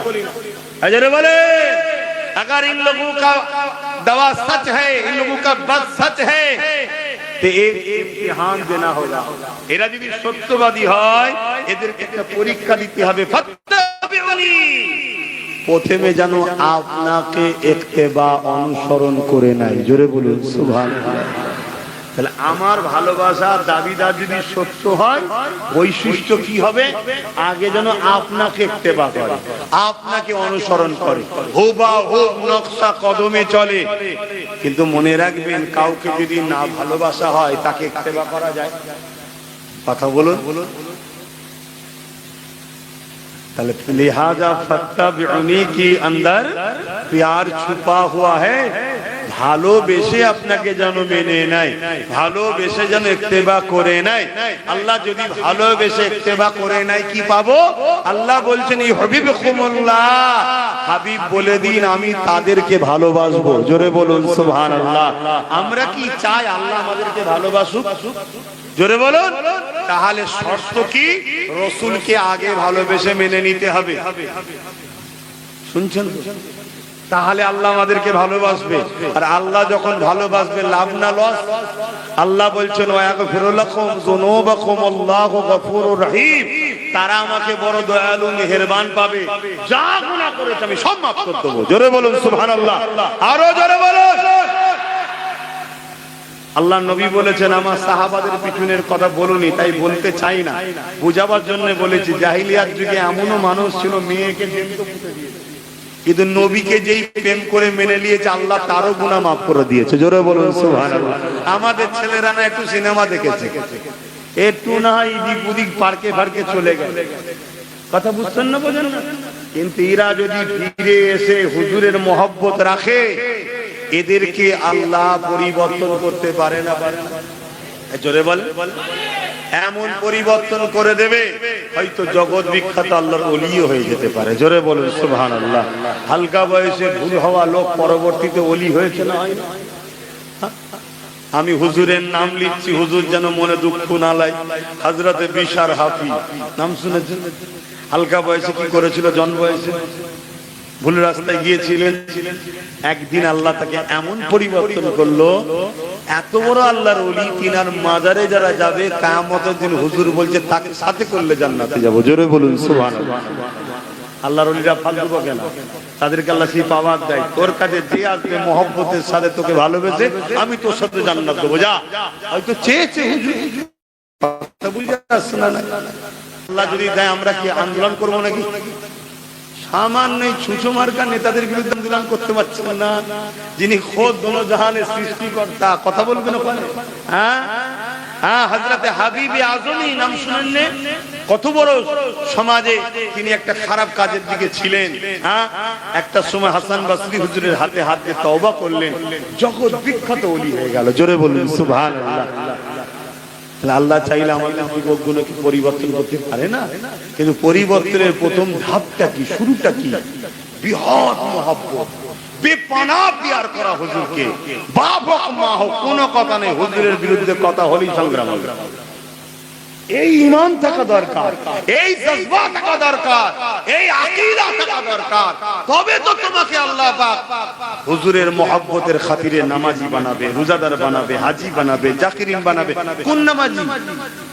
সিদ্দিক আকবরের নামাজ, আব্দুল্লাহ ইবনে উবায়ের নামাজ নয়। জানেন তো নাকি দুটো নামাজ ছিল? জানেন তো? কোন কাজ করব বলেন না, সব জায়গায় তো ঘা, কত মলম লাগাবো। এবার শুনেছেন না শোনেন? হ্যাঁ, নামাজ তো দুই ধরনের হয়, জানেন তো নাকি? এই কারবালার মাঠে ইমাম হোসাইন পাক নামাজ পড়েছে, আর এজিদ বাহিনী নামাজ পড়েছে, এক নাকি? এই জোরে বলেন না গো। আজকে আমাদের সমাজে দুটো নামাজ আছে, দুটো আজান আছে, দুটো মসজিদ আছে, দুটো দাঁড়িয়ে টুপি, দুটো রোজা, দুটো মুসলমান আছে না? না। আর যদি মুনাফিক মুসলমানের পিছনে দাঁড়িয়ে যদি বলো ওয়াকাবিল মানছি না, মানছি না, মুনাফিক মুসলমান টেবিলের তলা থেকে মোটা অঙ্কের মারলে তোর বিয়ে করতে হবে। তুই বুঝতেই পারবি না হঠাৎ করে দেখবি কি ব্যাপার, আমার গলে গলে দড়ি হচ্ছে কেন? ভাই দড়ি কিসের কিনা হয়ে গেছে? শুনছেন তো নাকি? হ্যাঁ, আমার কথা বাপ একটু ঠোঁট আল্লাহ কেটে দিয়েছে, দেখছেন না কত বড় ফাঁকা কথা দিয়েছে। তো হক কথা বলতে পারি, সেখানে রুকে রুকে বলবো। আমি কারো নাম কারো কিছু বলি, আমার তো কথা তাকে লাগবে যেমন আছে। যারা চিড়বির চিড়বির করবে জানতে হবে ওষুধ কাজ হচ্ছে। এই সমাজ এখন চিড়বির চিড়বির হচ্ছে না, হয় না? হ্যাঁ, আমার বাড়ির একটা দিকে চিড়বির চিড়বির করছে, আমি কারো কিচ্ছু বলিনি, হঠাৎ করে কি লেগে গেছে। তো ঠিক আছে, একটু দাঁড়ান, একটু দাঁড়ান, ওষুধ বেটা দেবো, চিন্তার কোনো কারণ। আমি আমার মাকেও চিনি না, আমেনা লালের সামনে। আমেনা লালের প্রশ্ন যেখানে আসবে ওখানে বাপও কুরবান, মাও কুরবান, নিজেও কুরবান, পরিবার কুরবান, বাচ্চাও কুরবান। আমেনা আল্লাহ লাগে। জোরে বলুন সুবহানাল্লাহ। গুস্তাখে রাসূলদের সঙ্গে মিশে পাকামু হচ্ছে। হ্যাঁ, তো ভাইয়েরা আমার, আমি কোন কথা বলতে গিয়ে চলে গেলাম এদিকে? বলুন, আমি কোন কথা বলতে গিয়ে এদিকে এলাম? সব ভুলে গেছি। হ্যাঁ, একটু বলবেন তো কোন কথা? হযরত আল্লাহ নবী, নূর নবী, দয়া নবীকে তুই কোথা থেকে এলি? তুই কোথা থেকে এলি? এখন পরে কোন থেকে বোঝাচ্ছি? হলুদ জামার পিছনেরটা, কালো জামা, সাদা কালো, কতক্ষণ বোঝাচ্ছি? কতক্ষণ আগে এই এলি সামনে, ওই করতে এলি? কি যন্ত্রণা বলেন তো? এই যে কি একটা জিনিস বেরিয়েছে, খেয়ে দে গাই, কি হচ্ছে এটা? তোদের এখনো ভালো লাগছে? চারিদিকে তোদের মা বোন বেটি তোদের রেপ করছে, শুনতে পাসনি? এখনো ভালো লাগছে যে কবরে মাইয়া বিয়েতে গেলে বলছে পুরানো হবে না, এ তোমাদের আর নেই, এই দাফন করা হবে না, তোমাদের আর নেই। জানেন খবর পান? কেন এরকম বদনাম করে? কি জ্বালাতন! দরুদ শরীফ আল্লাহুম্মা সাল্লি আলা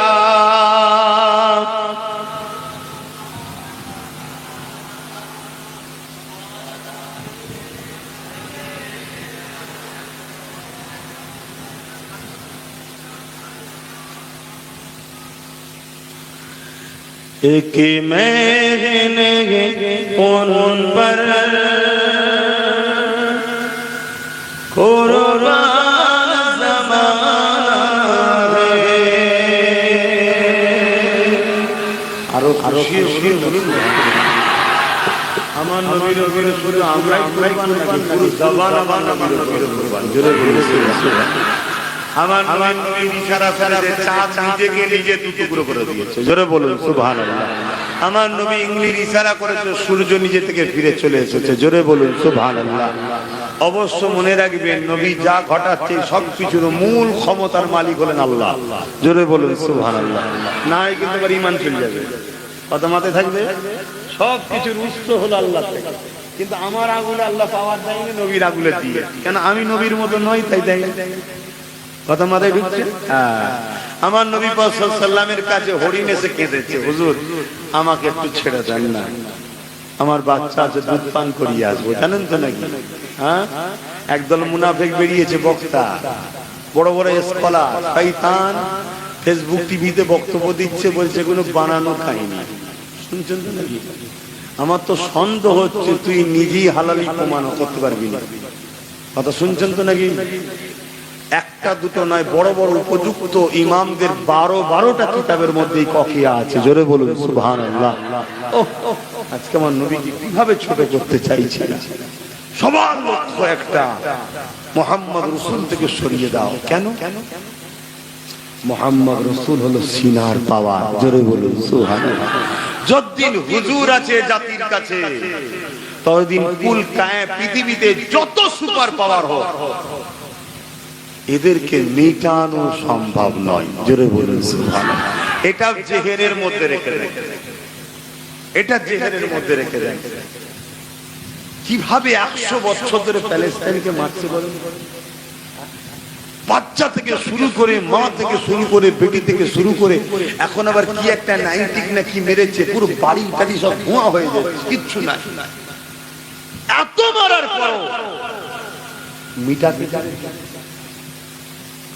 খুব শিগগিরই খবর পাবেন ইনশাআল্লাহ। খুব বেশি দিন না, আপনারা হয়তো আল্লাহ হায়াত দিলে খবর দেবেন, প্যালেস্টাইন বিজয় হয়েছে, পৃথিবীর মানচিত্র থেকে ইসরায়েল মুছে যাচ্ছে। বলুন সুবহানাল্লাহ, বলুন ইনশাআল্লাহ, বলুন আল্লাহু আকবার।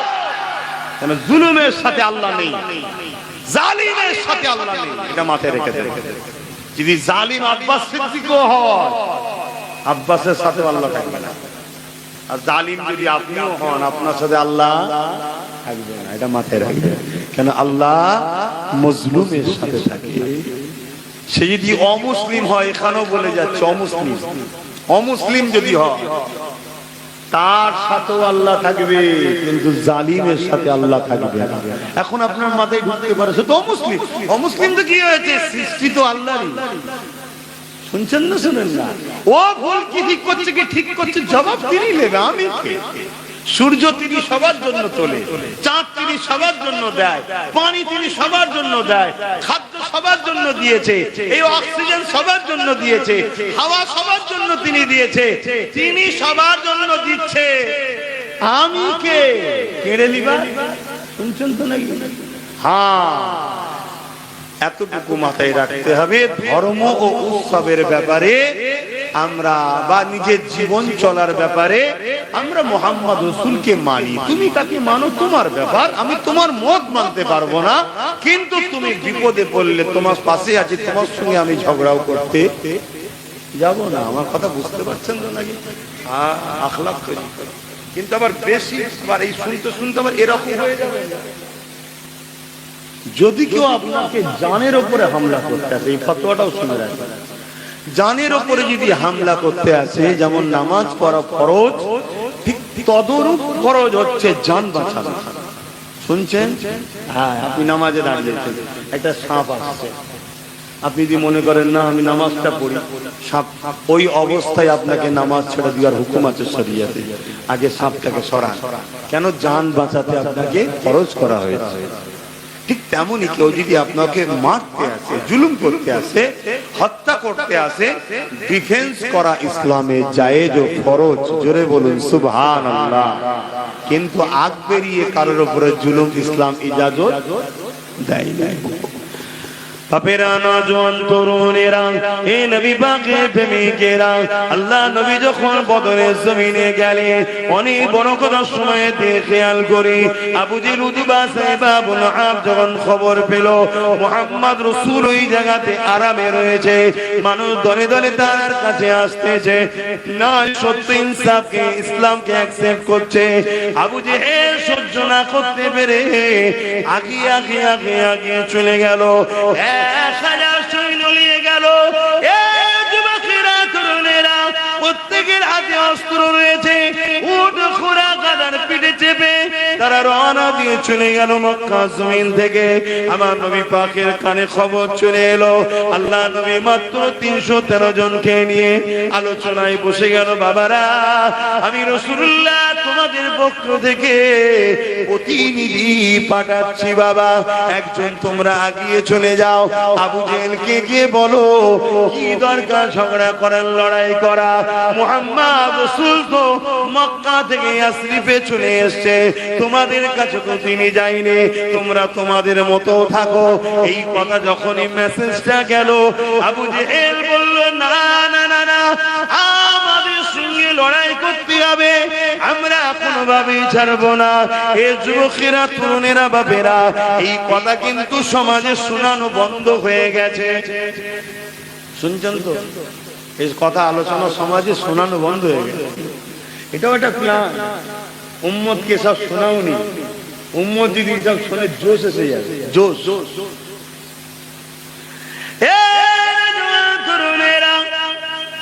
আল্লাহ নবী নবীর কাছে খবর এসে গেল, আল্লাহ নবী সাহাবা হুজুরকে নিয়ে 313 জনকে সাথে করে নিয়ে বললেন, চলো বাবা, আমি একটু যাই, আবু জেহেলকে বুঝাবো বাবা, যদি সে বুঝে যায় তাহলে লড়াই হবে না, লড়াই যখন হবে না উভয়ের কোনো ক্ষতি হবে না, যে যার মতো করে থাকবে বাবা।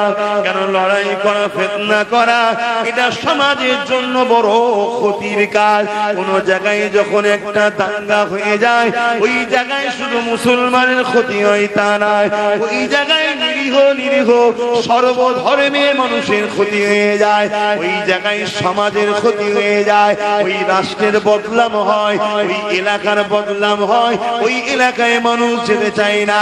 আজকে যেমন বিদেশি কোম্পানিরা আমার দেশে বিজনেস করতে আসতে চাইছে না, কেননা পৃথিবীর মার্কেটে ভারতবর্ষ দাঙ্গা হচ্ছে বেশি, জুলুম হচ্ছে বেশি, হিংসা হচ্ছে বেশি, দৈনিক রোড অবরোধ হয়, খুন খারাপি হয়, মারপিট হয়, বিজনেসম্যানেরা তাই এখানে বিজনেস করতে আসছে না। তাই মোদির আমলে 50 কোটি মুসলমান নয়, সর্বধর্মের মানুষ আরো বেশি গরিব হয়ে গেছে। শুনছেন তো নাকি? তাহলে মুসলমানদের শুধু ক্ষতি করছে নাকি, পুরো দেশের ক্ষতি করছে না? করেন, এটা সবাইকে বুঝাতে হবে, সবাই মিলে লাগতে হবে, সবাই মিলে না লাগালে এ তো চাইছে শুধু মোল্লারা আমার বিরোধী করে, শুধু মোল্লা যদি আমার বিরোধী করে আমার প্লাস পয়েন্ট, ওর উপকার হবে, কিন্তু বোঝে না আমার কম, আমার কম তো বোঝে না, আমার কম মনে করে শক্তি থাকলে শুধু হয় মেরে বাপ, সাপ যা পাই তাই জড়াই, এখন তরোয়ালকে জড়িয়ে ধরেছে, কি হবে?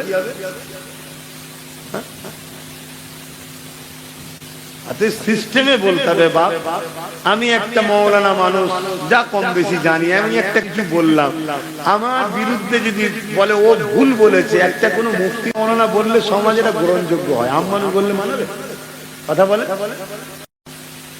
ঠিক তেমনই রাজ পাওয়ারকে কাটতে গেলে রাজ পাওয়ার দরকার, মুফতির ফতোয়া কাটতে গেলে মুফতি দরকার, লোহা কাটতে গেলে লোহা দরকার। এটা কেন বোঝেন না আপনারা? পাগলামি করলে হবে না। আইনকে মান্যতা দিয়ে আইনকে কন্ট্রোল করার স্বপ্ন দেখুন, আইনকে কন্ট্রোল করুন। আইন যারা কন্ট্রোল করছে তাদের সাথে আপনি বুড়ো খেলছেন, ভাড়া খেলছেন, তো সে আপনাকে দিয়েছে 1 লাখ, উসুল করবে না 2 লাখ? সবাই বিজনেস বোঝে, তারা বিজনেস বোঝে না? হ্যাঁ, হাজার হাজার কোটি টাকা পুরো দেশ জুড়ে দিয়েছে। দিল্লিতে 17,000 টাকা ইমামের মাইনে, বিভিন্ন জায়গায় ইমামদের মাইনে দিয়েছে বিভিন্ন টাকা। আমার রাজ্য দিয়েছে 2.5, 3, 3.5, যাই হোক, কম বেশি অত জানি না। এটা ওসুল করবে না? হ্যাঁ, একদম লিখছে পারে। কি বুঝছে? হয়তো 10,000 কোটি কি 1 লাখ কোটি টাকা খরচ করেছে, 1 লক্ষ কোটি মিলিয়ন টাকার সম্পদ বলে। শুধু খেলে হয় না, বুঝে বুঝে খাও, আর না হয় সব জায়গাতে ওই খাবার বেরিয়ে যাবে। বুঝতে পারছো তো নাকি? হ্যাঁ, যা তা খেয়ে ফেললে হয় না, সব জায়গা থেকে ওই খাবার বেরিয়ে যাবে। নাক দোবড়াবে, মুখ দোবড়াবে, বমি করে, আরো অনেক জায়গাতে বেরিয়ে যাবে। কিছু বুঝতে পারছো তো নাকি? আচ্ছা, বুঝে বুঝে খেতে হয়, না অসুবিধা আছে। আল্লাহর নবী 313 জনকে নিয়ে যাচ্ছে, খালি পায়ে, খালি হাতে, তালি দিয়া জামা, পেটগুলো ঢুকা, গরিব মানুষ তারা, মদিনার মানুষ। আবার ঘর ছেড়ে মুহাজিরিনরা এসেছেন, সাহাবা হুজুররা, আর ওইদিকে তরোয়াল নিয়ে পুরো যুদ্ধের সাজো সাজো অবস্থাতে এসেছে। আল্লাহ নবী তাদেরকে যে বলছে, আবু জেহেল, হে উতবা, আমি মুহাম্মদ রাসূল তো তোমাদের সঙ্গে লড়াই করিনি, ফিতনা করিনি, তোমরা কেন আগ বেরিয়ে এসে আমাদের উপরে জুলুম করছো? ফিরে যাও তোমরা, তোমাদের মক্কায় তোমরা থাকো, আমরা মদিনায় আছি। মদিনার মানুষ আমাকে অ্যাকসেপ্ট করেছে, তারা আমাকে রেখেছে। আবু জেহেল দেখছে মাত্র 313 জন খালি আছে। মন দিয়ে শুনবেন কথাগুলো, 313 জন খালি আছে, আমার দিকে 1000। এই সুযোগ হাতছাড়া করা, বলুন, যাবে না। আবু জেহেল বলছে, হয় আমার ধর্মে চলে আসো, আর না হয় যুদ্ধের জন্য তৈরি হও। আজকের হুকুমতরাও দেখছে, এদের না আছে চাকরি, না আছে টাকা পয়সা, না আছে কোনো বড় বড় পদে, না আছে রাজ ক্ষমতা, সংখ্যাও কম, অস্ত্রও নেই, সব খেয়েই শেষ মুসলমান। সকালে উঠলে পরাটা খা, গোশ ভুনা করে পরাটা, কিছুক্ষণ পরে আবার খা। আল্লাহ খাওয়াই না, খেয়েই তো শেষ। অতএব এই সুযোগ ছাড়া যাবে না। কিন্তু প্রভাবশালী ক্ষমতাশালীদের জানা দরকার, আবু জেহেল ভেবেছিল আর হয়েছিল কি, ভাবা দরকার আছে না? না, আমরা অন্যায় করেছি, আমরা জুলুম করেছি, আমরা নফসের ক্ষতি করেছি, আমাদের মধ্যে মুনাফিকরা ঢুকে গিয়ে আল্লাহ রাসূল থেকে আমাদেরকে অনেক দূরে সরিয়ে দিয়েছে, আমাদের ঈমান গুলোকে দুর্বল করে দিয়েছে। তবে মনে রাখবেন, ঈমান রাজ্যের জমিনের উপরে নাই এমনটা ভাববেন না। ইনশাআল্লাহ সেদিন 313 জনের ওসিলায়, আর হিন্দুস্তানেতে 1 মঈনুদ্দিন আজমিরির ওসিলাতে এই যুবকেরা হতভাগা আকবরের কথা বলছিলাম, যা তারা কে বদরের কথাটা বলেলি।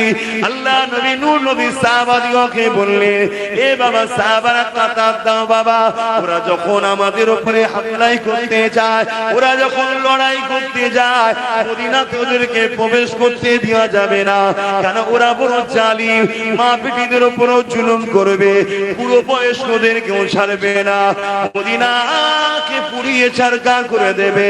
তাই বাবারা এদেরকে ডিফেন্স করতে হবে, রুখতে হবে বাবা। সাহাবা হুজুররা বলতে লাগলে, ইয়া রাসূলুল্লাহ, হাবিবাল্লাহ, ওদের হাতে অস্ত্র রয়েছে, বল্লম রয়েছে, তীর রয়েছে, আমাদের হাতে তো কিছু না। ইয়া রাসূলুল্লাহ, আমরা কি দিয়ে লড়াই করব? আল্লাহ নবী বললেন, বাবারা চারিদিকে দেখো বাবা, যা পাও বিসমিল্লাহ বলে তোলো। মক্কা মদিনা হলো খাজুর গাছের এলাকা, শুকনো শুকনো খাজুরের ডাল গনো, সাহাবারা বিসমিল্লাহ বলে লাই, আর আবু জেহেল হাসে ঠাট্টা আর কি করে। কিন্তু এই শুকনো খেজুর গাছের ডাল দিয়ে 313 জন আল্লাহ পাকের মাহবুব বান্দারা, তারা 1000 জালিমের বিরুদ্ধে দাঁড়িয়ে গেল। আমার আল্লাহ পাক এই 313 জনকে বিজয় দিয়ে দিলে। আরো জোরে বলুন সুবহান।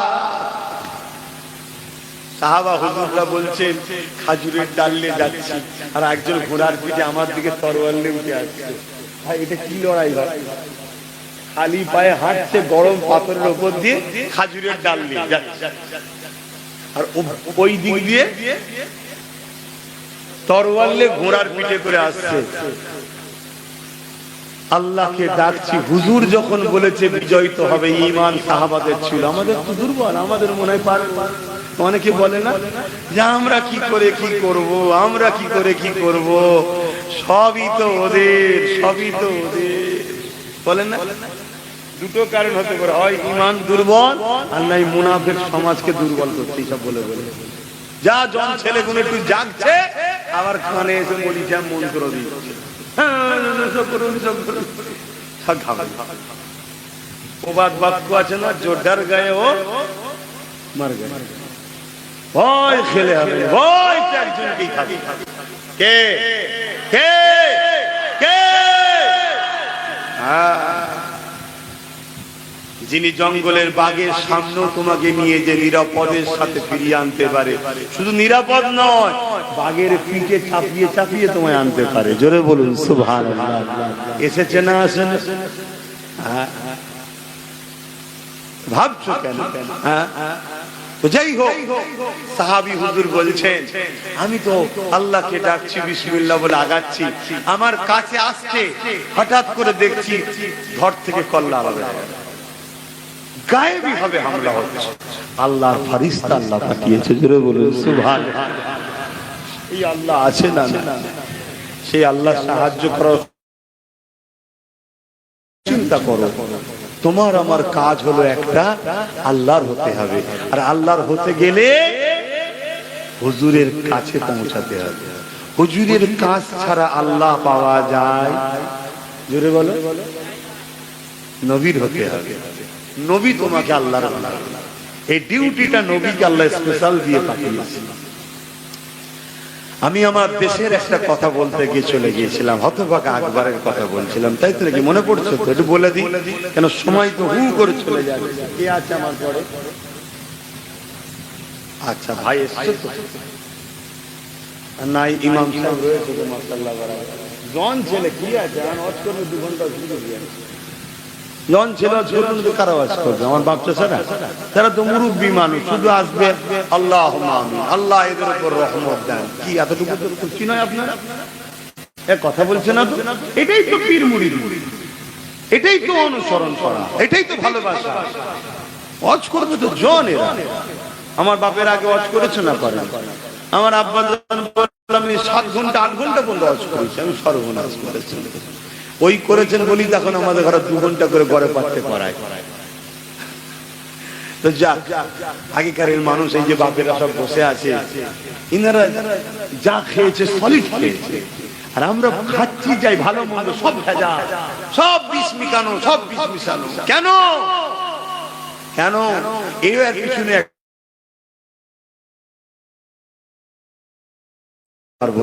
নামটা শুনতে কেমন কেমন লাগছে, আকবর, তাই তো নাকি? আবার মুগলে আজম নাকি কি বলা হতো, ভারতবর্ষের বড় রাজা ছিল নাকি।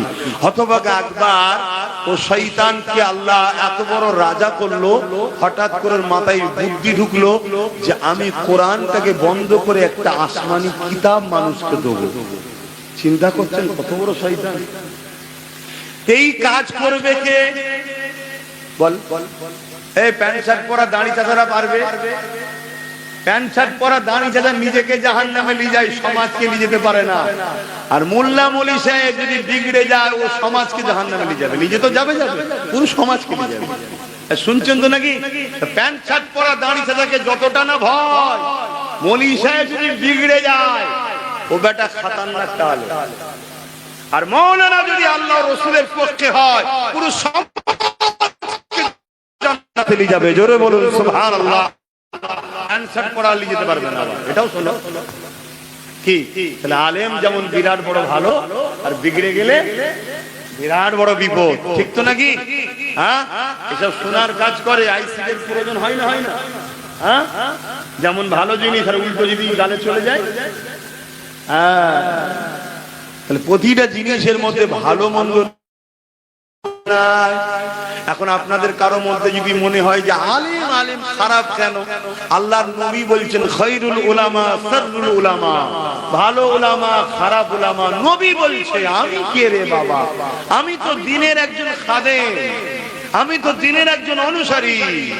দ্বীন আমারও নয়, আমার বাবের নয়, আমার দাদেরও নয়, দ্বীন তো আমিন আল্লাহ মুহাম্মদ রাসূলুল্লাহ। জোরে বলুন সুবহানাল্লাহ। হতভাগা আকবর সৈন্য পাঠিয়ে দিল, বড় বড় সব মাদ্রাসা, বড় বড় শিক্ষিত সব মুফতি মাওলানা ধরে নিয়ে আসো, তাদেরকে দাওয়াত দাও। বিশাল বড় খানার আয়োজন করা হলো। আকবর শুনছেন তো না?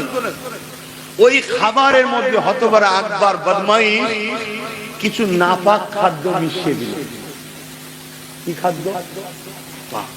কেন আকবর জানে ভেতরে যদি হারাম না যায় তাহলে রক্ত কথা বলে, রক্ত কথা বলে। অতএব এদেরকে খাদ্যের মধ্যে হারাম ঢুকিয়ে দাও। নানা রকম খাদ্যের মধ্যে শরাব আরো ইত্যাদি ইত্যাদি সব খাদ্যের মধ্যে জড়িয়ে দিয়ে উলামা মুফতিদের ঘরে সব খাইয়ে দিল। পেয়েছে, হাঁটু গেড়ে খেয়েছে, দাঁড়ি টাড়িতে লাগিয়ে আর করে একদম রাজার দরবারের খাবার খেয়ে আগুন টাগুন চুষছে। কাজ মিটে গেছে, রাজা এবারে মিটিং এ নিয়ে বসেছে। বসে বলছে আমার একটা কথা আছে তোমাদের কাছে। কি কথা? আমি যা বলবো আমার সাথে যদি সাথ না দাও রাজ দরবার থেকে বেরোবার আগে গর্দান উড়ে যাবে। কিভাবে দেখিয়েছে শুনছেন তো? আর যদি সাথ দাও প্রত্যেককে রাজকীয় রাজার দরবার থেকে মাইনে চালু করে দেবো, বা ভাতা বললে আপনারা যেটা ভালো বুঝবেন, ভাতা ভাতা চালু করে দেবো মাথা পিছু। রাজ দরবারের উলামা হিসাবে সম্মান দেওয়া হবে।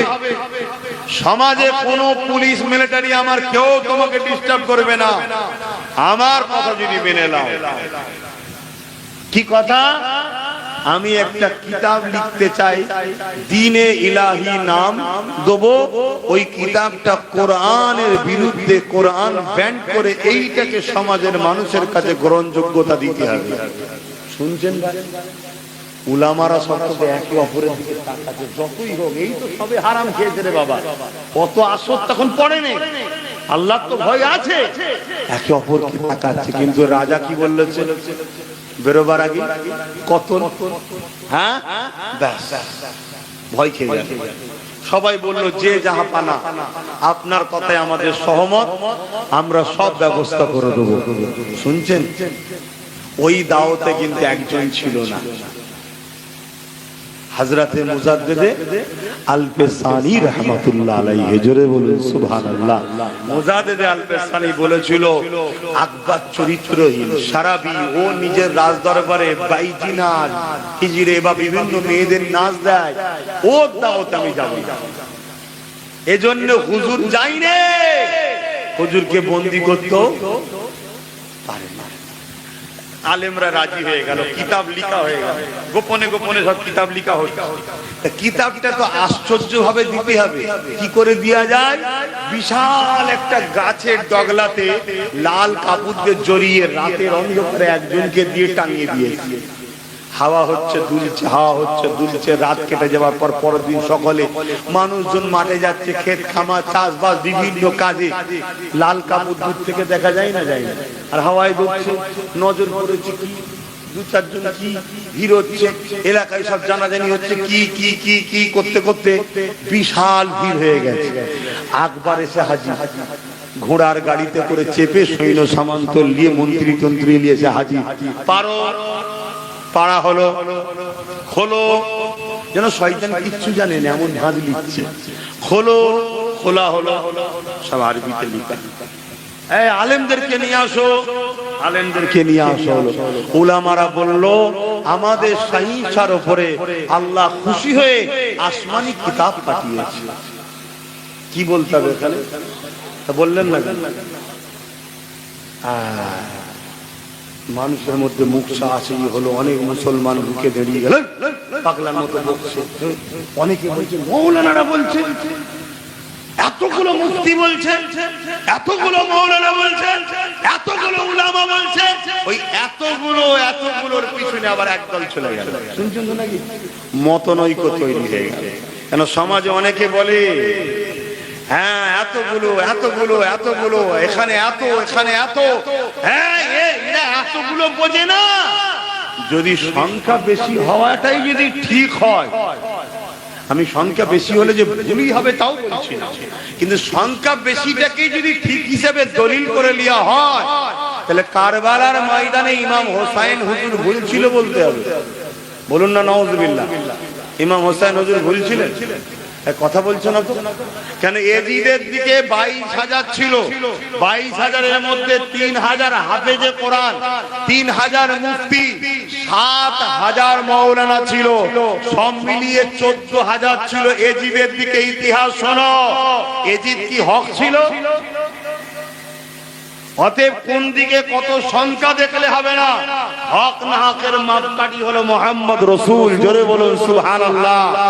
এজন্য বারবার বলছি, হুজুরকে ধরো, হুজুরকে ধরো, হুজুরকে ধরো যদি তোমরা মুক্তি পেতে চাও।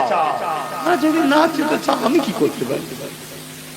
ভাইরা আমার, পুরো সমাজে ছড়িয়ে গেল, দেশে ছড়িয়ে গেল। এই কথা মুজাদ্দিদ আল-পেসানি হুজুরের কানে উঠলো। মুজাদ্দিদ আল-পেসানি হুজুর তাওবা করতে শুরু করলেন, মুরিদদেরকে প্রচার করতে লাগলেন, বাবারা এই আকবার ফিতনা ধ্বংস করছে আমাদের ঈমানকে। কেন? কোরআন হলো আখিরি আসমানি কিতাব, আর কোন আসমানি কিতাব আসবে না। জোরে বলুন সুবহানাল্লাহ। এভাবে মুজাদ্দিদ আল-পেসানি তার মুরিদদের ঘরে প্রচার করলো। প্রচার করতে করতে করতে করতে চারিদিকে অনেক আলেমদের সঙ্গে টক্কর হচ্ছে। কোন আলেম? আকবরের ওই দালালি খাওয়া ভাড়াটিয়া ভাতাওয়ালা আলেম। শুনছেন তো নাকি? আজকের দিনে এরকম ভাতাওয়ালা মৌলভী সাহেব আছে না? এই ভাতাওয়ালা আছে না? নাই। হ্যাঁ, তাদের সঙ্গেও বাপ টক্কর হবে, হকবাদীদের হবে, কিচ্ছু করার নেই, হবে। তো কি হয়েছে?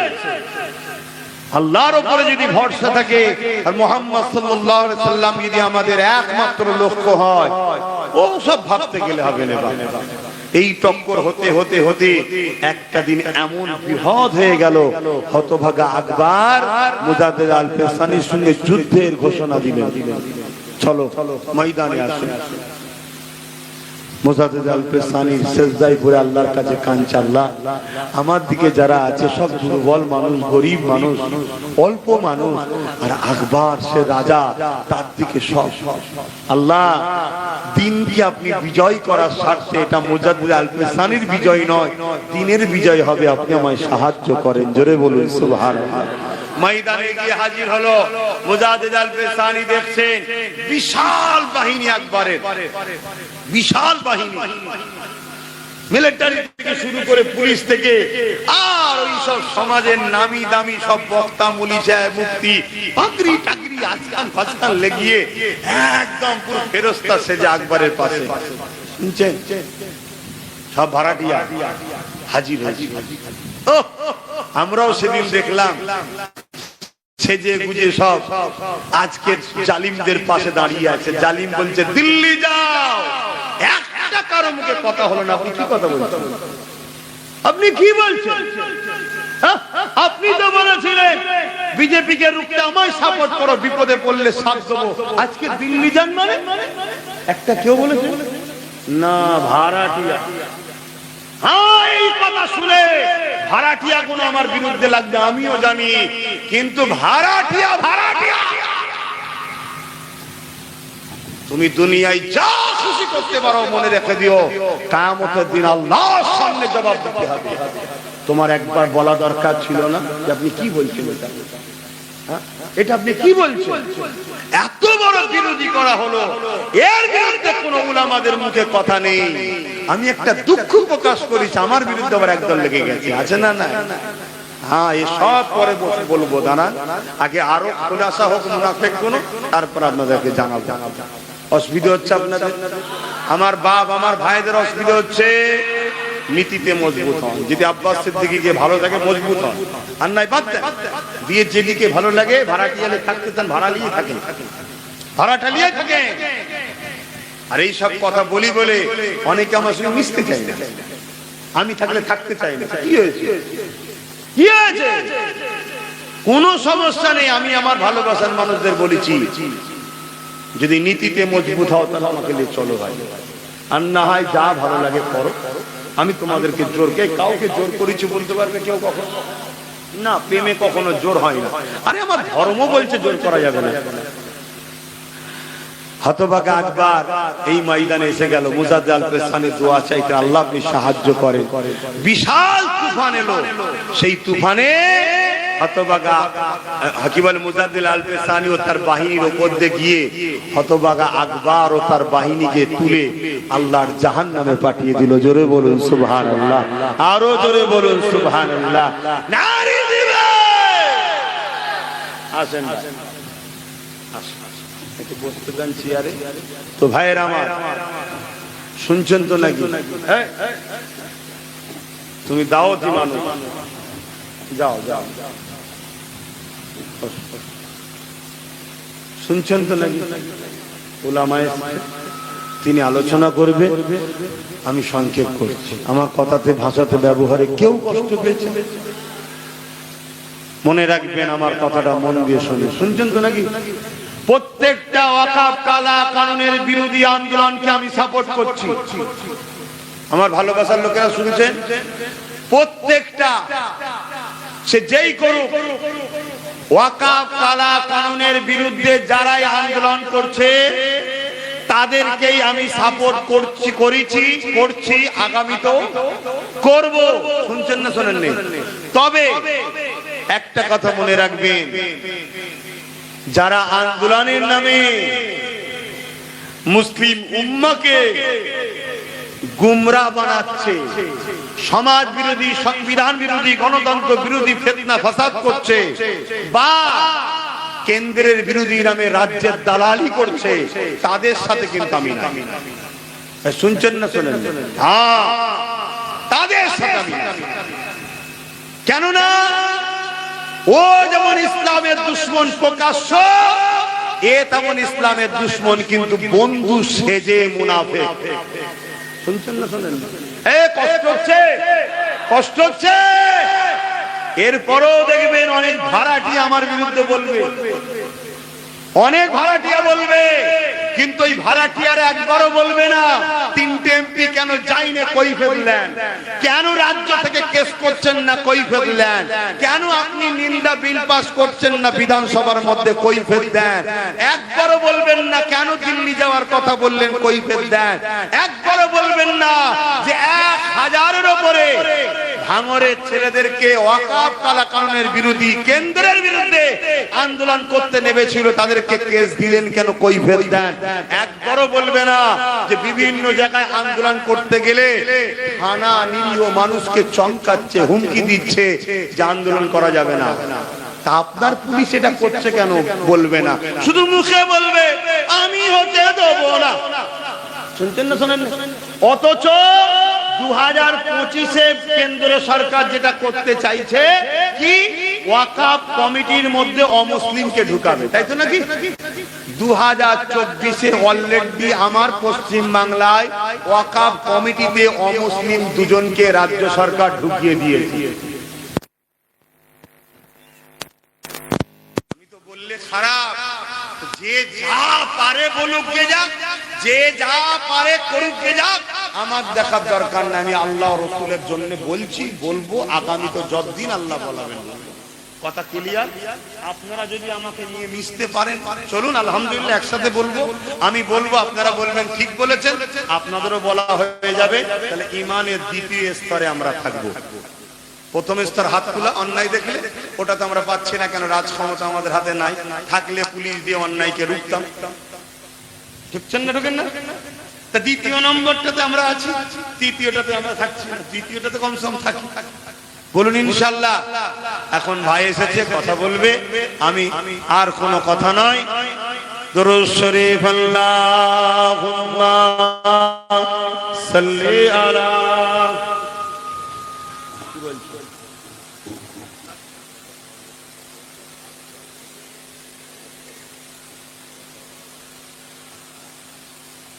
আমার এই ভাইরা একটা সোশ্যাল অর্গানাইজেশন চালাচ্ছে মাধবপুর আল খিদমত ফাউন্ডেশন, সোশ্যাল কাজ, তাই তো নাকি? হ্যাঁ, সোশ্যাল কাজ। দেখবেন